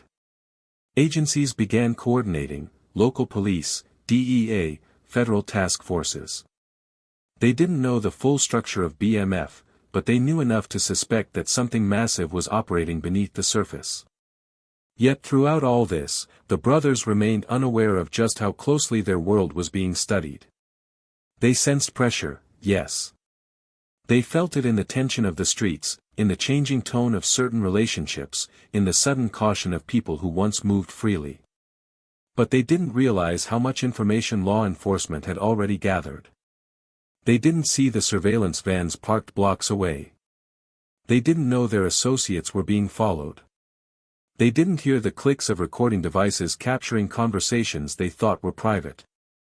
And they had no idea that, in a quiet conference room somewhere far from Atlanta, someone had drawn a circle around their names on a whiteboard for the very first time. The investigation was no longer scattered. No longer random. No longer guesswork. It was becoming focused. It was becoming structured. It was becoming dangerous. For years, BMF had operated like a shadow, smooth, unseen, efficient. Now, the light was shifting. Slowly. Quietly. But definitely. Investigators were beginning to see shape where they once saw darkness. And though the empire still stood strong, the brothers did not yet realize that the calm before the storm was beginning to fade, and that a storm unlike anything they had faced was quietly gathering on the horizon, preparing to shake the foundation they had worked their whole lives to build. The fall of an empire never happens all at once. It comes in shifts, small, quiet, nearly invisible at first. A phone call that feels strangely strained. A familiar routine that suddenly feels dangerous. A name whispered by someone who should have stayed silent. And long before the world sees it, long before headlines catch it, long before the courts stamp it with dates and charges, the people at the center begin to feel a change in the air. Something subtle. Something unsettling. Something like pressure gathering on all sides. By the early 2000s, BMF had reached a size that few underground organizations ever achieved.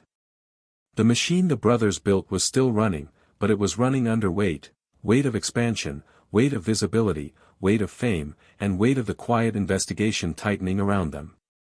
And though Meech and Terry remained the calm leaders they'd always been, their instincts, once perfectly aligned, began ringing differently.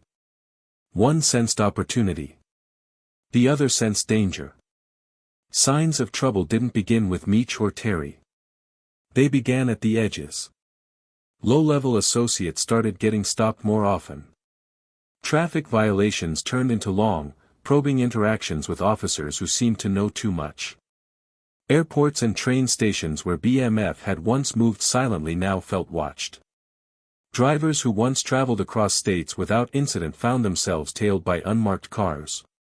Nothing concrete at first, nothing that broke the operation, but enough to make the inner circle uneasy. Terry noticed it earliest. He always did. He saw the patterns, more seizures on routes that used to be safe, more police presence in neighborhoods where BMF stored product, more questions being asked by people who usually never talked. To most, these incidents looked random. To Terry, they looked coordinated. He tightened protocol again, stricter communication, fewer people handling shipments, more layers of separation between the brothers and the product. Terry believed the storm was coming, and if they didn't fortify, it would hit harder than anyone expected. Meech felt something too, but his interpretation was different. He sensed pressure, but he also sensed jealousy, envy, and attention from people outside the game who didn't understand what BMF truly was. His instinct was to stay confident, stay strong, stay present. In his mind, the structure was sound. Their loyalty was deep. Their systems had worked for years. And if they kept their composure, they could weather whatever was building. But law enforcement didn't slow down. They watched. They listened. They analyzed. They turned surveillance into patterns, patterns into cases, cases into targets. And slowly, the brothers became the center of a storm they didn't yet see clearly. Inside BMF, cracks formed, not because of betrayal, but because of fear. Associates who once moved easily now hesitated at the slightest sign of police presence. Drivers became paranoid. Handlers grew tense. Even loyal members felt the pressure of operating inside a network that had grown too big to stay invisible forever. When people feel fear, they behave differently. They talk differently. They trust differently. And in an empire built on silence and loyalty, fear is the first sign of unraveling. Rumors began to drift back to Meech and Terry. Rumors that people were talking. Rumors that old relationships were shifting. Rumors that law enforcement had more information than anyone realized. Meech confronted these issues head-on, reassuring his circle, calming tensions, and reminding everyone of their unity. He leaned into his leadership, into his charisma, into the loyalty he'd spent years building. His presence still had power, still made people feel safe. In Atlanta, nights in the clubs continued, the music thumping, the energy alive. But beneath the surface, even the nightlife felt different. Eyes lingered. Conversations grew quieter. Meech sensed that the air had changed. Terry, watching from the West Coast, tightened his grip on logistics. He reduced risk wherever he could. He encouraged Meech to pull back, to stay quiet, to distance himself from the public world of hip-hop that had grown so intertwined with their rise. But Meech believed pulling back would look like fear, and fear invited trouble. Their differing instincts, already tense, now became louder. Meanwhile, law enforcement moved from observation to pressure. From pressure to strategy. From strategy to action. They flipped low-level associates, finding people willing to trade loyalty for lighter charges. They built charts of names, numbers, and locations. They traced money, vehicles, storage houses. They analyzed coded language until codes didn't look so mysterious anymore. Every small mistake became a clue. Every intercepted call became a piece of the puzzle. And every piece brought them closer to the heart of BMF. The takedown wasn't sudden, but the unraveling was. Small arrests chipped away at the structure. People who were once confident began second-guessing themselves. The smoothness that once defined BMF's operation became strained. Conversations grew sharper. Trust grew thinner. Some members disappeared. Others panicked. And though the brothers held their ground, even they could not ignore the signs anymore. One night, Meech sat with a small group of trusted associates in an Atlanta safe house. The room was quiet, the kind of quiet that feels like a weight. Phones on silent. Curtains drawn. The sound of distant traffic barely audible. As he listened to reports about recent arrests, recent searches, recent rumors, a heaviness settled in his chest. Not fear, Meech wasn't easily shaken. But awareness. A sense that the shadows they once moved through had thinned, and the eyes watching them were too many to ignore. On the other side of the country, Terry sat in a hotel room surrounded by maps, reports, and burner phones. He ran numbers, studied timelines, and tried to anticipate law enforcement's next move. He knew something was coming. He could feel it tightening around them like a rope. His biggest fear wasn't getting caught, it was losing control of the structure they had built so carefully, so intelligently, over so many years. The descent didn't crash, it slid. Slowly. Inevitably. Like a ship taking on water drop by drop. Every arrest brought investigators closer. Every wiretap revealed a little more. Every misstep drained the strength of their once flawless system. The empire Meech and Terry built had operated for years with discipline, loyalty, and silence. But now, silence was breaking. Loyalty was cracking. And discipline was struggling beneath pressure. They were not caught yet. The world did not yet know the extent of the investigation. Their empire still stood. The money still flowed. The relationships still held. But the storm had arrived. Not loud. Not violent. Not sudden. Just steady. Relentless. Unavoidable. The takedown had begun, not with sirens, but with whispers. Not with raids, but with cracks. Not with force, but with pressure. And soon, the brothers would realize that the quiet descent of BMF had already started long before anyone said the word indictment. The fall of a great empire, especially one built in the shadows, rarely comes with warning. It arrives like a slow-moving storm, one that begins as a murmur in the distance, then grows louder as it rolls across the horizon. By the time thunder echoes close enough to be heard, the damage has already begun. For BMF, that storm took the form of law enforcement operations spread across multiple states, quiet at first, then coordinated, then relentless. The takedown of the Black Mafia family wasn't one dramatic strike. It was a series of precise, calculated blows delivered over months, each one tightening the noose a little more around the network the brothers spent years perfecting. In the early 2000s, the investigation reached a point of no return. Federal agencies, DEA, ATF, FBI, and dozens of state and local departments pooled their notes, their files, their theories. What had once been fragmented clues finally formed a clear silhouette. They didn't see every detail, but they saw enough: routes, structure, cities, key figures. And in the center of that silhouette, they saw two shadows, two names that kept appearing in whispers, surveillance logs, and intercepted conversations. Demetrius, Big Meech, Flenory. Terry, Southwest T, Flenory. The brothers who had remained invisible for so long were now the focus of an operation too large to outrun. The raids began quietly, strategically, and without warning. Law enforcement knew they were not dealing with a reckless organization. They were dealing with one of the most disciplined underground networks the country had seen, one run by two intelligent leaders who stayed several steps ahead. So the takedown had to be swift, overwhelming, and precise. They aimed to cut off every limb of the operation simultaneously, preventing any chance of escape, retaliation, or regrouping. The first major blow came when a series of stash houses in Atlanta, Detroit, St. Louis, and Texas were hit in coordinated strikes. These raids were executed in the early hours before sunrise, the hour when even the cautious let their guard down. Flashlights cut through darkness. Unmarked vans rolled quietly through residential neighborhoods. Agents in black tactical gear moved like shadows across lawns, breaking down doors before occupants fully woke. Inside, they found money, stacks sealed in vacuum packaging, hidden behind drywall, under floorboards, inside vents. They found products stored in cleverly disguised compartments.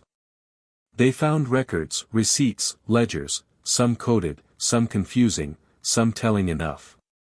The seizures were massive, but they were only the beginning. Cars parked at certain homes were impounded. Phones seized. Computers confiscated.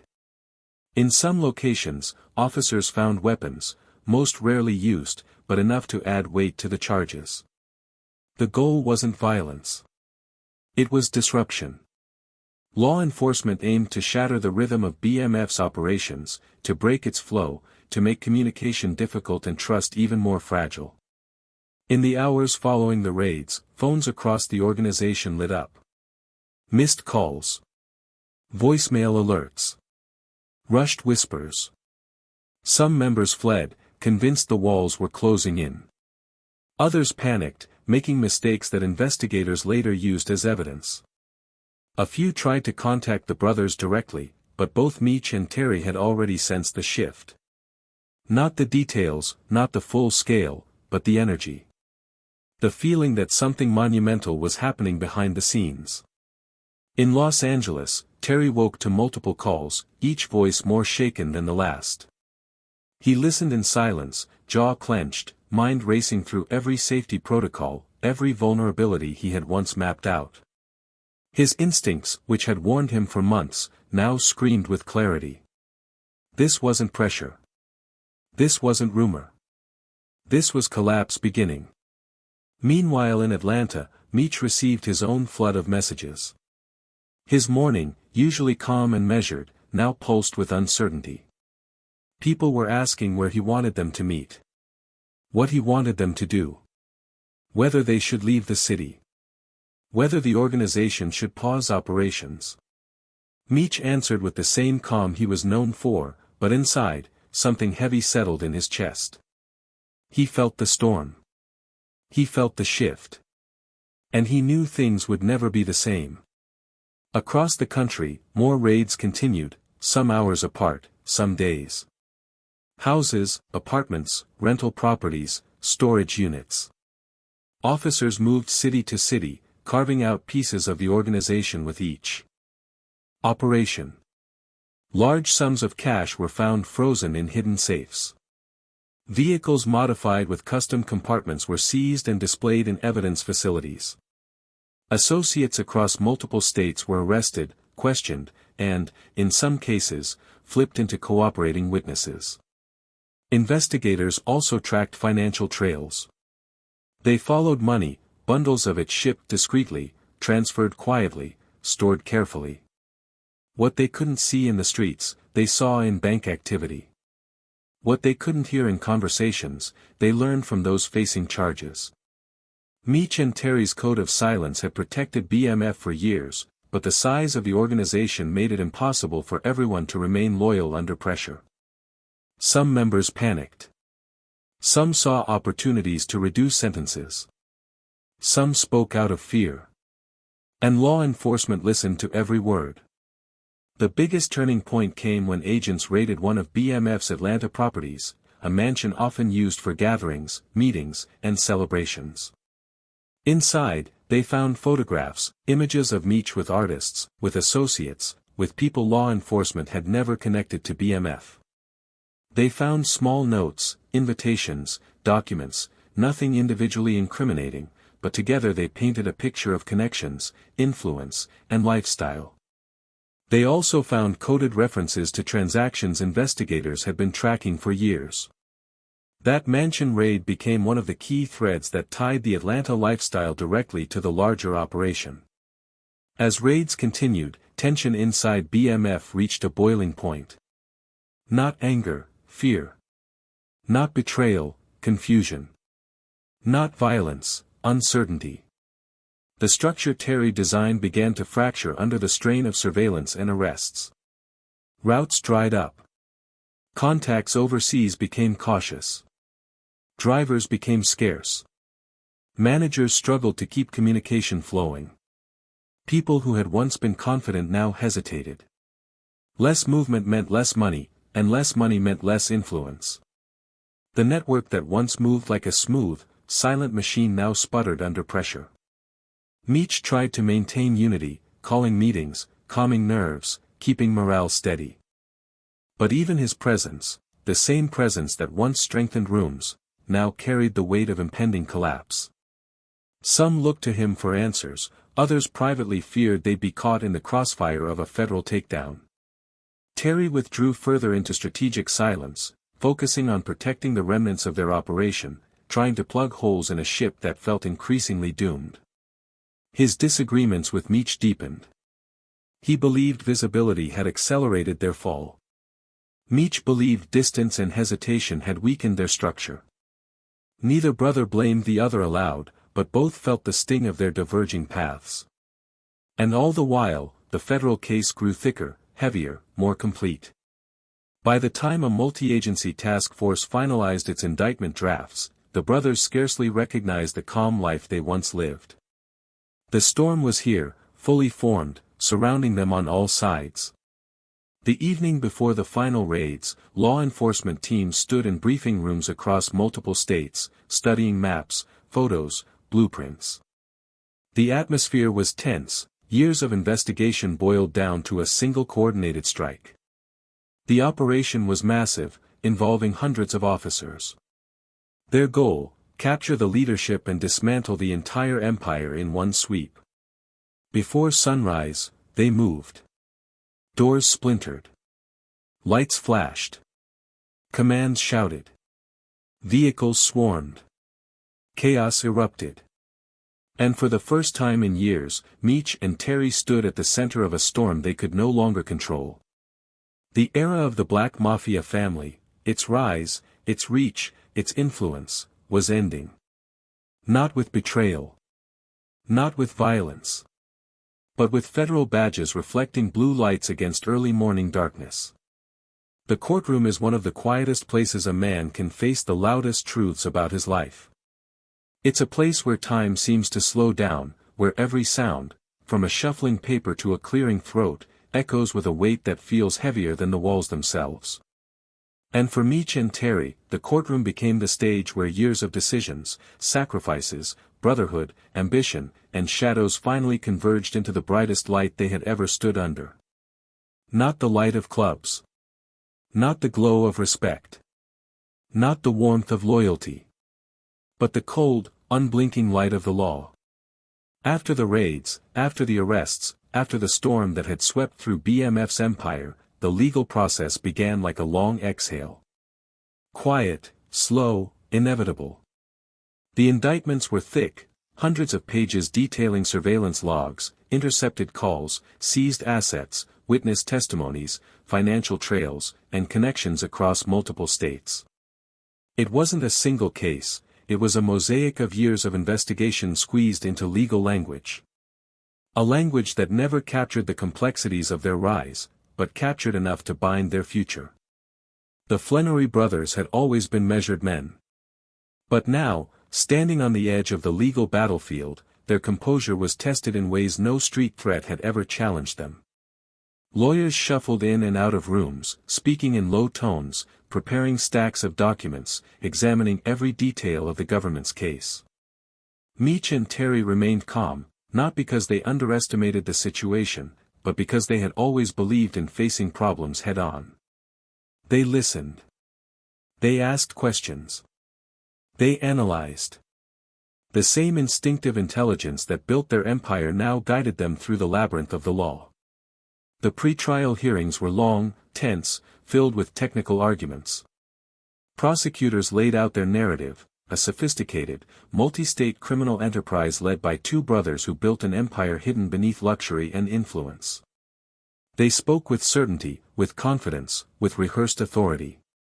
Defense attorneys pushed back, challenging evidence, questioning surveillance methods, poking holes where they could, but the walls were closing in. Too many moving pieces. Too many witnesses. Too many years of documentation. Through it all, Meech remained calm, steady, composed. He arrived in court with a posture that carried dignity even in chains. He greeted people with nods, maintained eye contact, and held himself in a way that showed he wasn't broken, just present.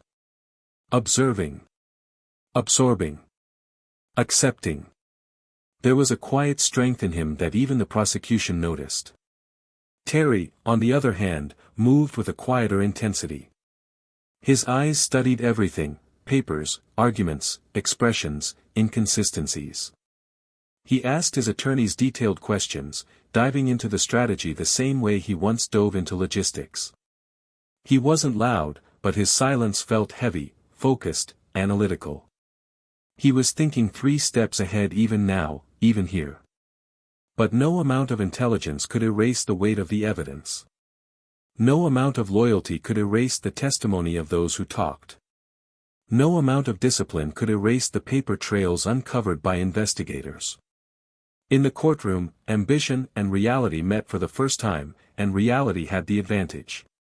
When the trial finally approached, the brothers faced a decision that would shape the rest of their lives: fight all charges in a long, public courtroom battle, or negotiate. Their attorneys laid out the risks. Fighting meant years in trial, dozens of witnesses, and the possibility of sentences that stretched beyond life expectancy. Negotiating didn't promise freedom, but it promised a chance, a controlled outcome, a known future, a sentence far lighter than the max federal penalties looming over them. It wasn't an easy decision. It wasn't impulsive. It wasn't emotional. It was a quiet, heavy, measured choice made by 2 men who had spent their entire lives calculating. Ultimately, they agreed to negotiate. The plea agreements were negotiated in tense meetings, lawyers on one side, prosecutors on the other, documents spread across polished tables. Through it all, the brothers remained stoic. Not defeated, not broken, just resolved. They understood the magnitude of what was happening. They understood the weight of every signature. They understood that their empire had reached its final chapter. When the day of sentencing arrived, the courtroom was full: attorneys, agents, reporters, family members, and people who had followed the rise of BMF as if it were myth. But on that day, there were no myths. Only men. Two brothers sitting side by side, shoulders squared, hands cuffed, listening to the judge read the words that would shape their futures. The judge spoke for a long time. About influence. About power. About responsibility. About choices. About consequences. Meech listened with a steady gaze, his face calm, almost reflective. He knew the story he had lived. He knew the complexity of it, the loyalty and leadership, the love and empire building that no legal statement could fully capture. But he also knew the choices he had made, and he accepted them. Terry listened with that same analytical focus that defined him. Every word, every detail, every reasoning. He wasn't angry. He wasn't defeated. He was simply present, absorbing a truth he had seen coming long before most others had admitted it. When the sentences were finally delivered, the room seemed to hold its breath. The numbers were heavy, years that stretched into decades. Years that would reshape their lives. Years that would separate them from the world they had once moved through so effortlessly. Years that marked not just punishment, but the undeniable end of the empire they had built with so much precision. Family members cried. Supporters lowered their heads. Reporters scribbled notes. Agents exchanged quiet nods. But the brothers remained calm.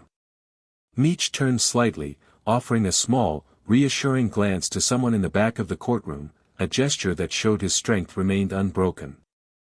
Terry bowed his head for a long moment, then lifted it again, steadying himself with the acceptance that had carried him through every challenge of their rise. Walking out of the courtroom, escorted by marshals, their chains jingling softly under the weight of silence, the brothers took their final steps as leaders of an empire. Not with drama, not with chaos, but with dignity. With acceptance. With quiet reflection. And though the world saw sentencing as the fall, for Meech and Terry, it was something deeper, a turning point, a reckoning, a moment where the story they wrote together reached its most difficult chapter. The first night behind prison walls is unlike anything most people can imagine. It's quiet in a way that feels unnatural, too still, too controlled, too heavy. The lights buzz faintly overhead, the air carries the sterile smell of concrete and steel, and every sound echoes back with a reminder, this is not freedom. For Meech and Terry, the transition from the world they once commanded to the narrow confines of a cell was a shock, not of fear, but of reflection. Their lives had been a whirlwind of movement, travel, planning, leading, and building. Now, everything slowed to a crawl. Hours stretched. Days blended. Time became thicker, heavier, and impossible to outrun. Meech's arrival in federal prison didn't break him. Instead, it sharpened his introspection. The same charisma that once filled nightclubs now softened into a quieter presence, calm, respectful, alert. He walked the yard with a steady pace, never loud, never boastful. Other inmates recognized him. Some admired him. Some were curious. But Meech never acted like a celebrity. He understood the unspoken rules of this new world: move with respect, stay humble, mind your business. He didn't bring the energy of BMF into prison, he brought the discipline behind it. In those first weeks, he spent long hours thinking. Reflecting. Replaying decisions in his mind. Not with regret, Meech was never the type to drown in remorse, but with understanding. He acknowledged the weight of his choices, the impact of the life he built, the people who benefited and the people who suffered, the loyalty he fostered and the chaos that sometimes followed. Prison gave him something he hadn't experienced in years: silence. And in that silence, he found room to examine the man behind the legend. Terry's adjustment to prison was different. For him, prison wasn't just confinement, it was a constant reminder of the risks he had predicted, the consequences he had feared. But he didn't dwell on what-ifs. Instead, he turned inward with the same discipline he once applied to logistics and planning. He read books, business, psychology, philosophy. He studied legal documents, analyzed appeals, explored every avenue for early release. His mind remained sharp, structured, always calculating.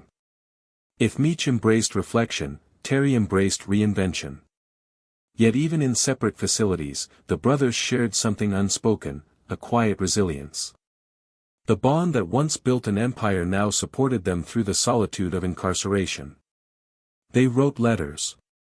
Long, thoughtful letters. Letters filled with memories, hopes, frustrations, and stories from their past lives. They didn't blame each other. They didn't argue through ink. Instead, they reassured each other.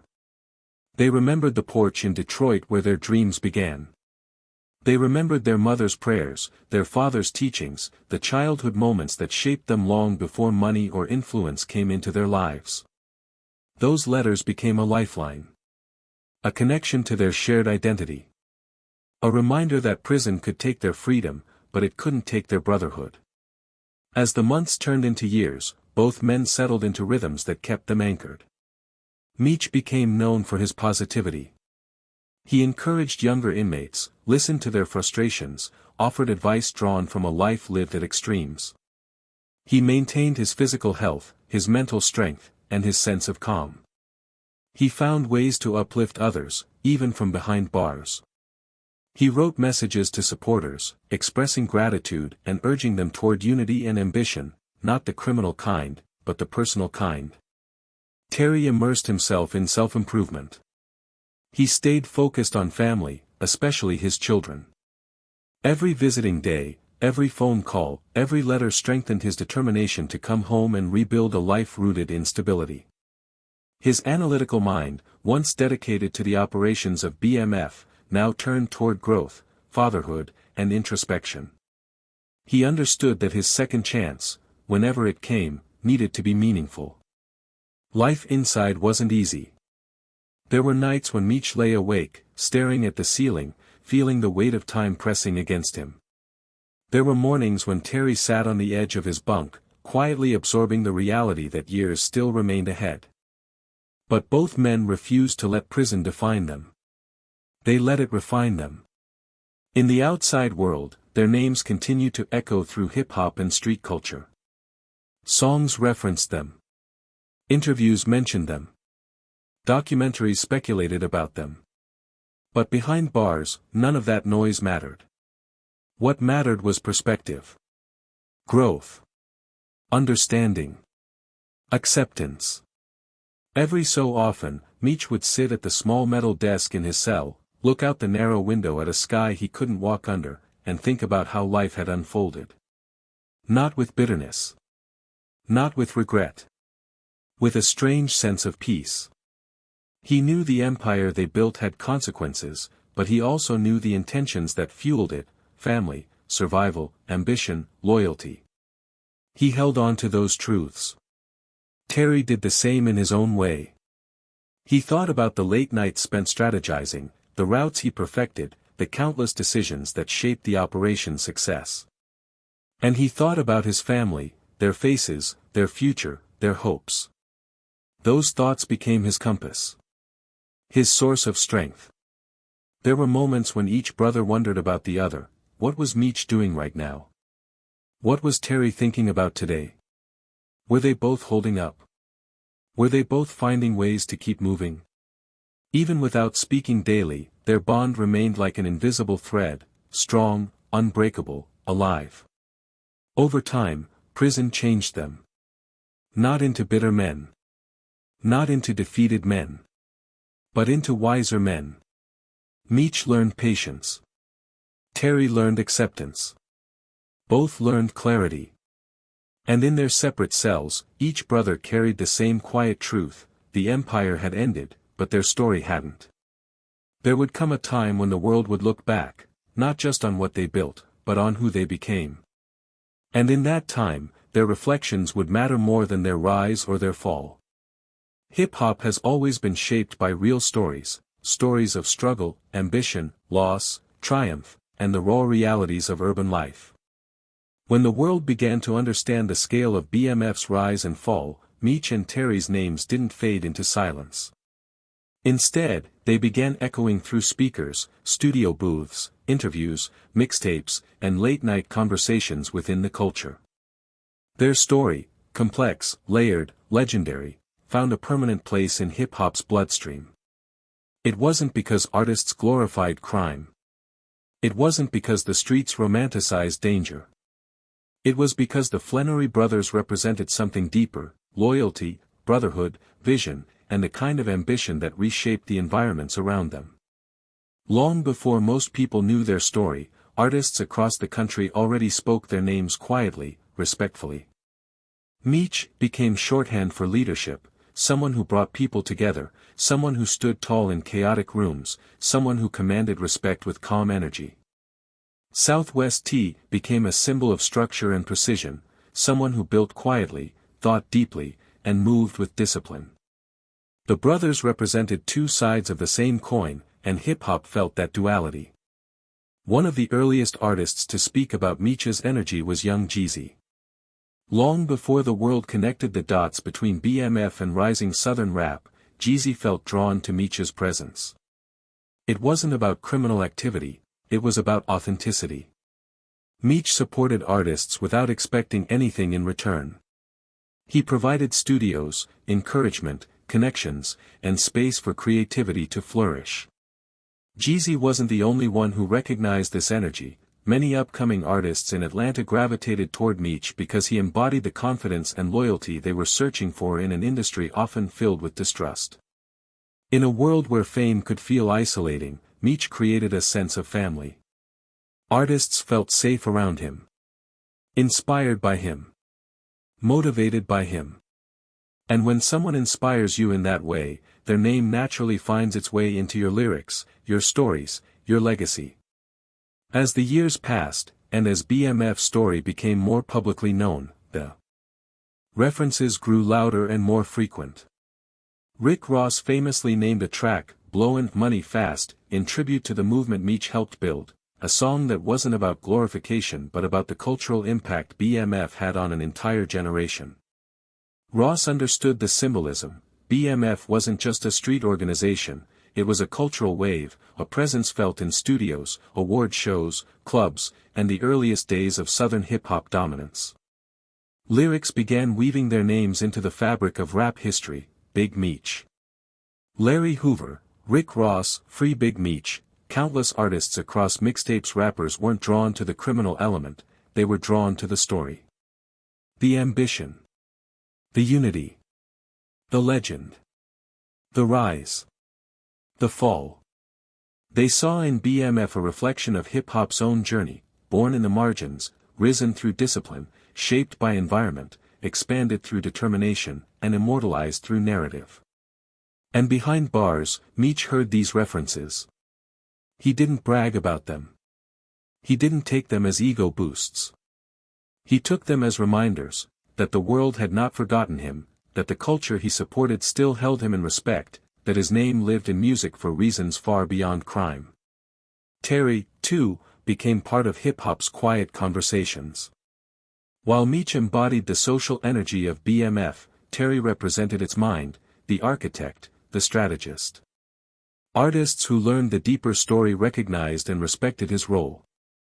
Interviews surfaced that painted Terry as the backbone of the operation, the man who made sure the empire didn't collapse under its own weight. The legacy in hip-hop wasn't just lyrical, it was emotional. Meech's ability to build community inspired artists to build their own. Terry's discipline inspired them to strategize, to think long-term. Their bond inspired countless crew names, label ideas, and brand identities. Rappers looked at BMF and saw proof that ambition, real ambition, could change a life, a block, or even a city. But they also saw the cautionary side, the consequences of scaling too fast, of visibility without protection, of success that drew eyes from every direction. In interviews, artists spoke about Meech with warmth. They talked about how he treated them like equals. How he encouraged them to keep going. How he brought unity into rooms where egos often clashed. Prison didn't erase that memory. Time didn't diminish it. Even years later, when new generations of artists emerged, the name BMF still carried weight. It wasn't uncommon for older rappers to explain the story to younger ones: before the fame, before the chains, before the Grammys, there was BMF. A symbol of what it meant to move with confidence, ambition, and loyalty. Documentaries and interviews amplified the narrative.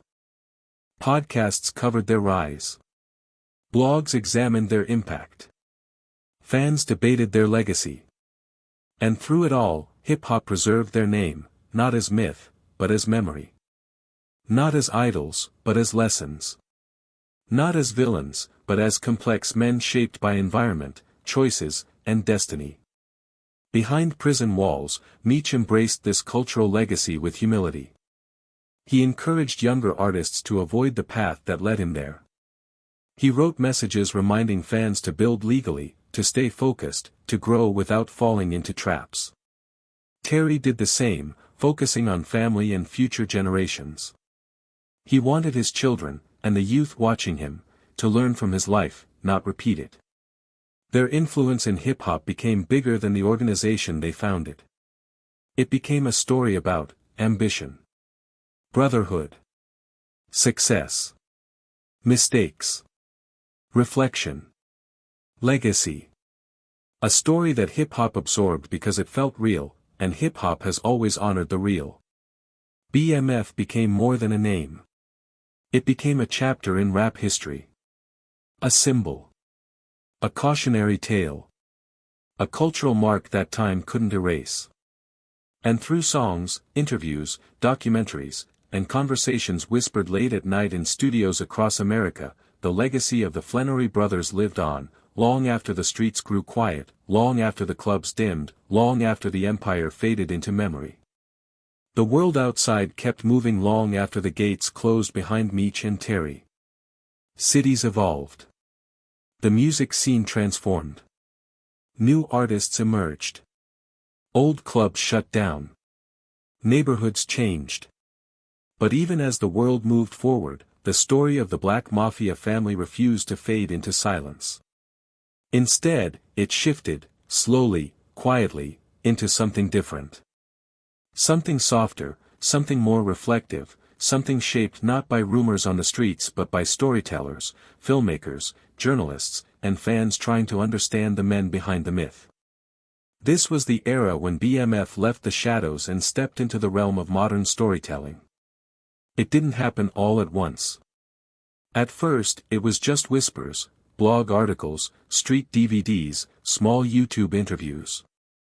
A documentary clip here, a podcast mention there.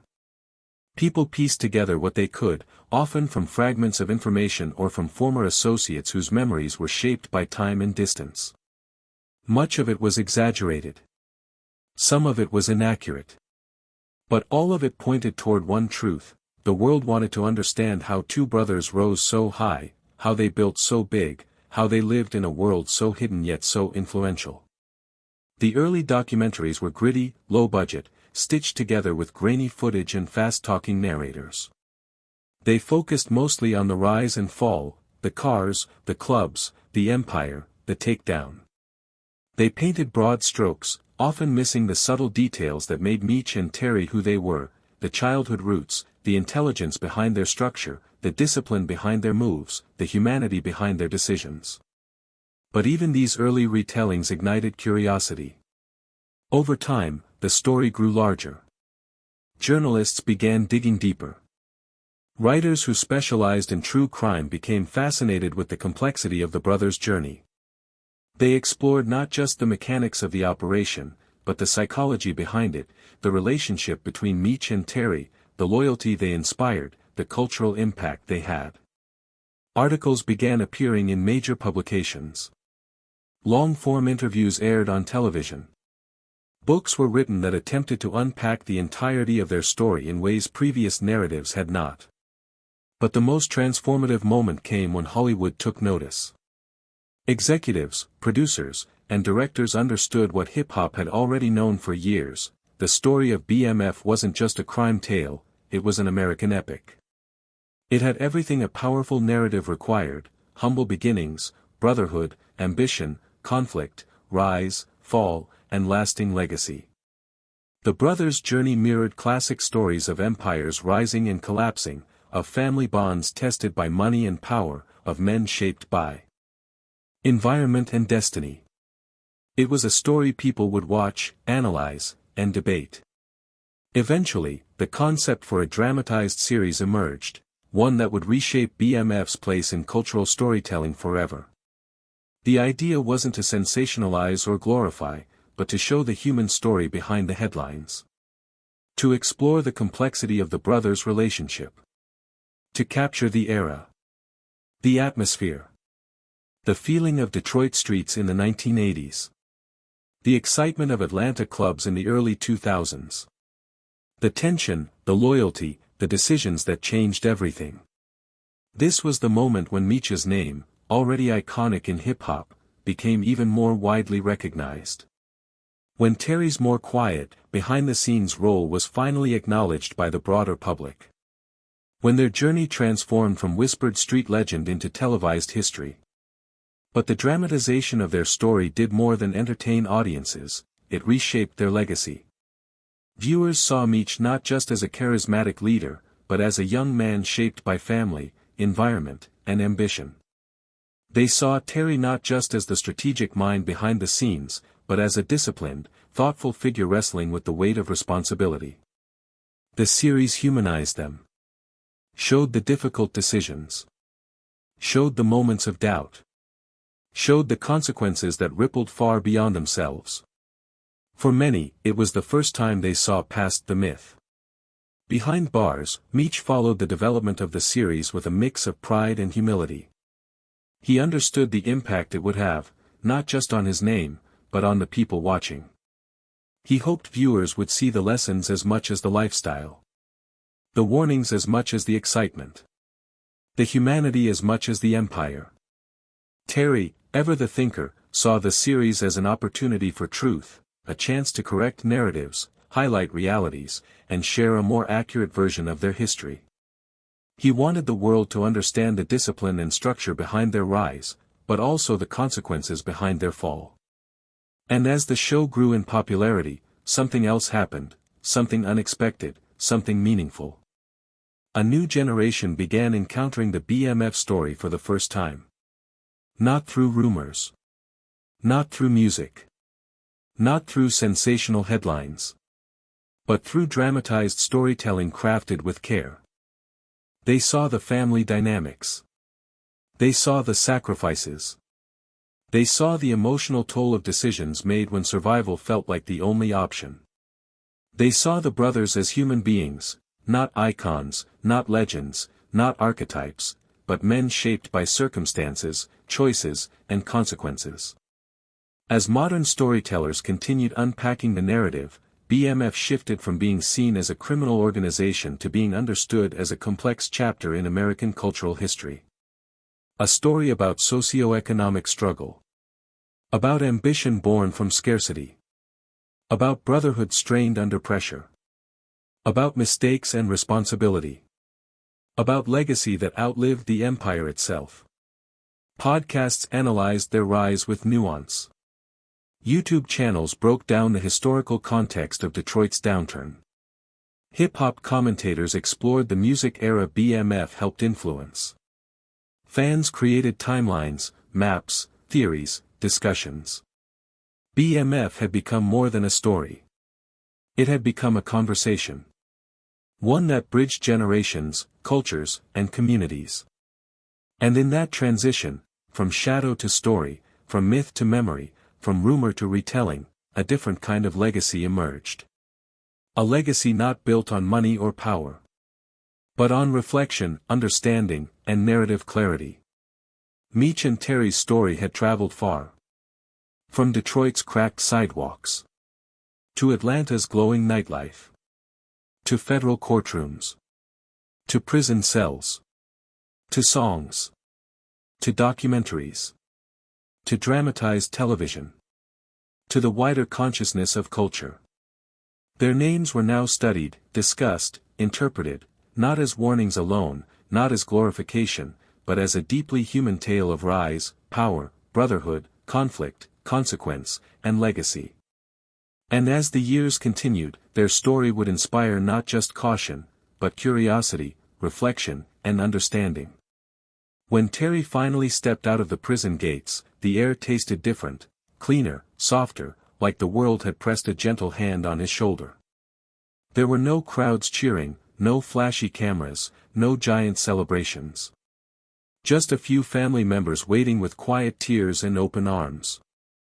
Terry breathed slowly, deeply, absorbing the reality of freedom after years spent watching life from behind concrete and steel. He didn't feel like Southwest T anymore. That name belonged to another lifetime.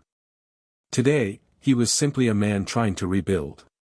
His first months outside were shaped not by nostalgia, but by responsibility. Terry avoided the limelight, stayed away from old circles, and chose peace over attention. He focused on his children, on mending relationships, on understanding how much the world had changed in his absence. Technology was different.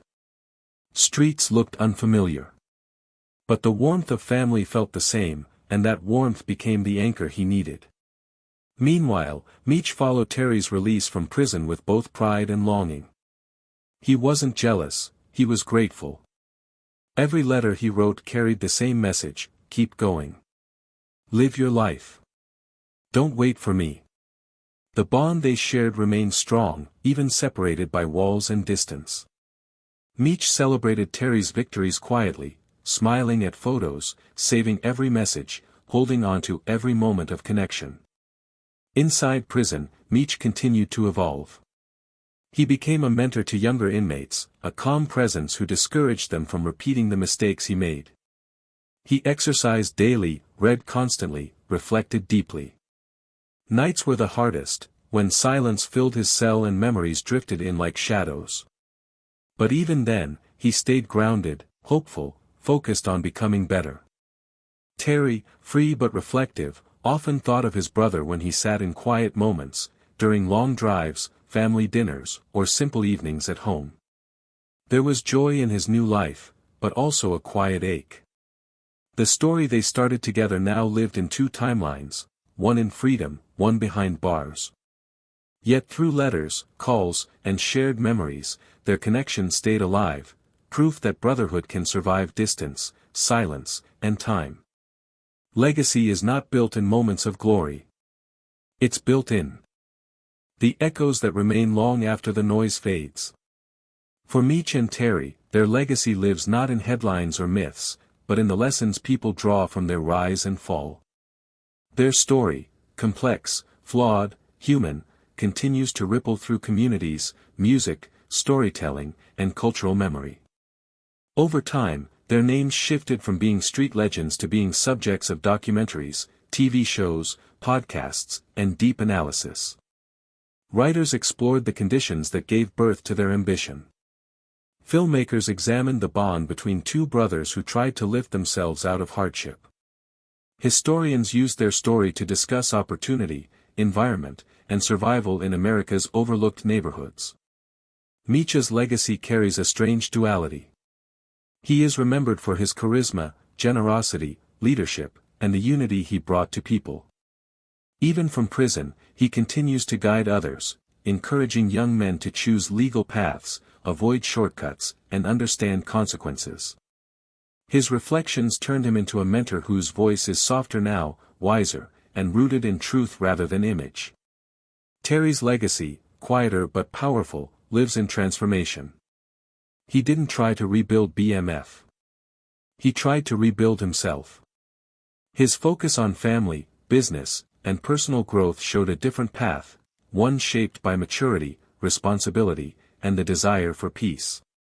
His journey became a reminder that redemption isn't loud, it's steady and intentional.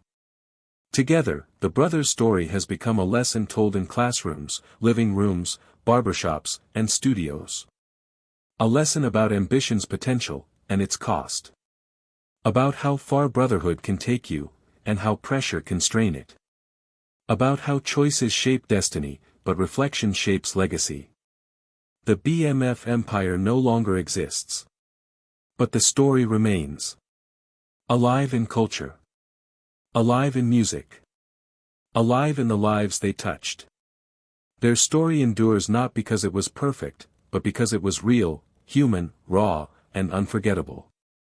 A story of two brothers who dreamed beyond their surroundings, rose far beyond expectations, and ultimately learned the price of every decision. Their final legacy is not the empire they built. It's the understanding they gained. And the wisdom they now leave behind.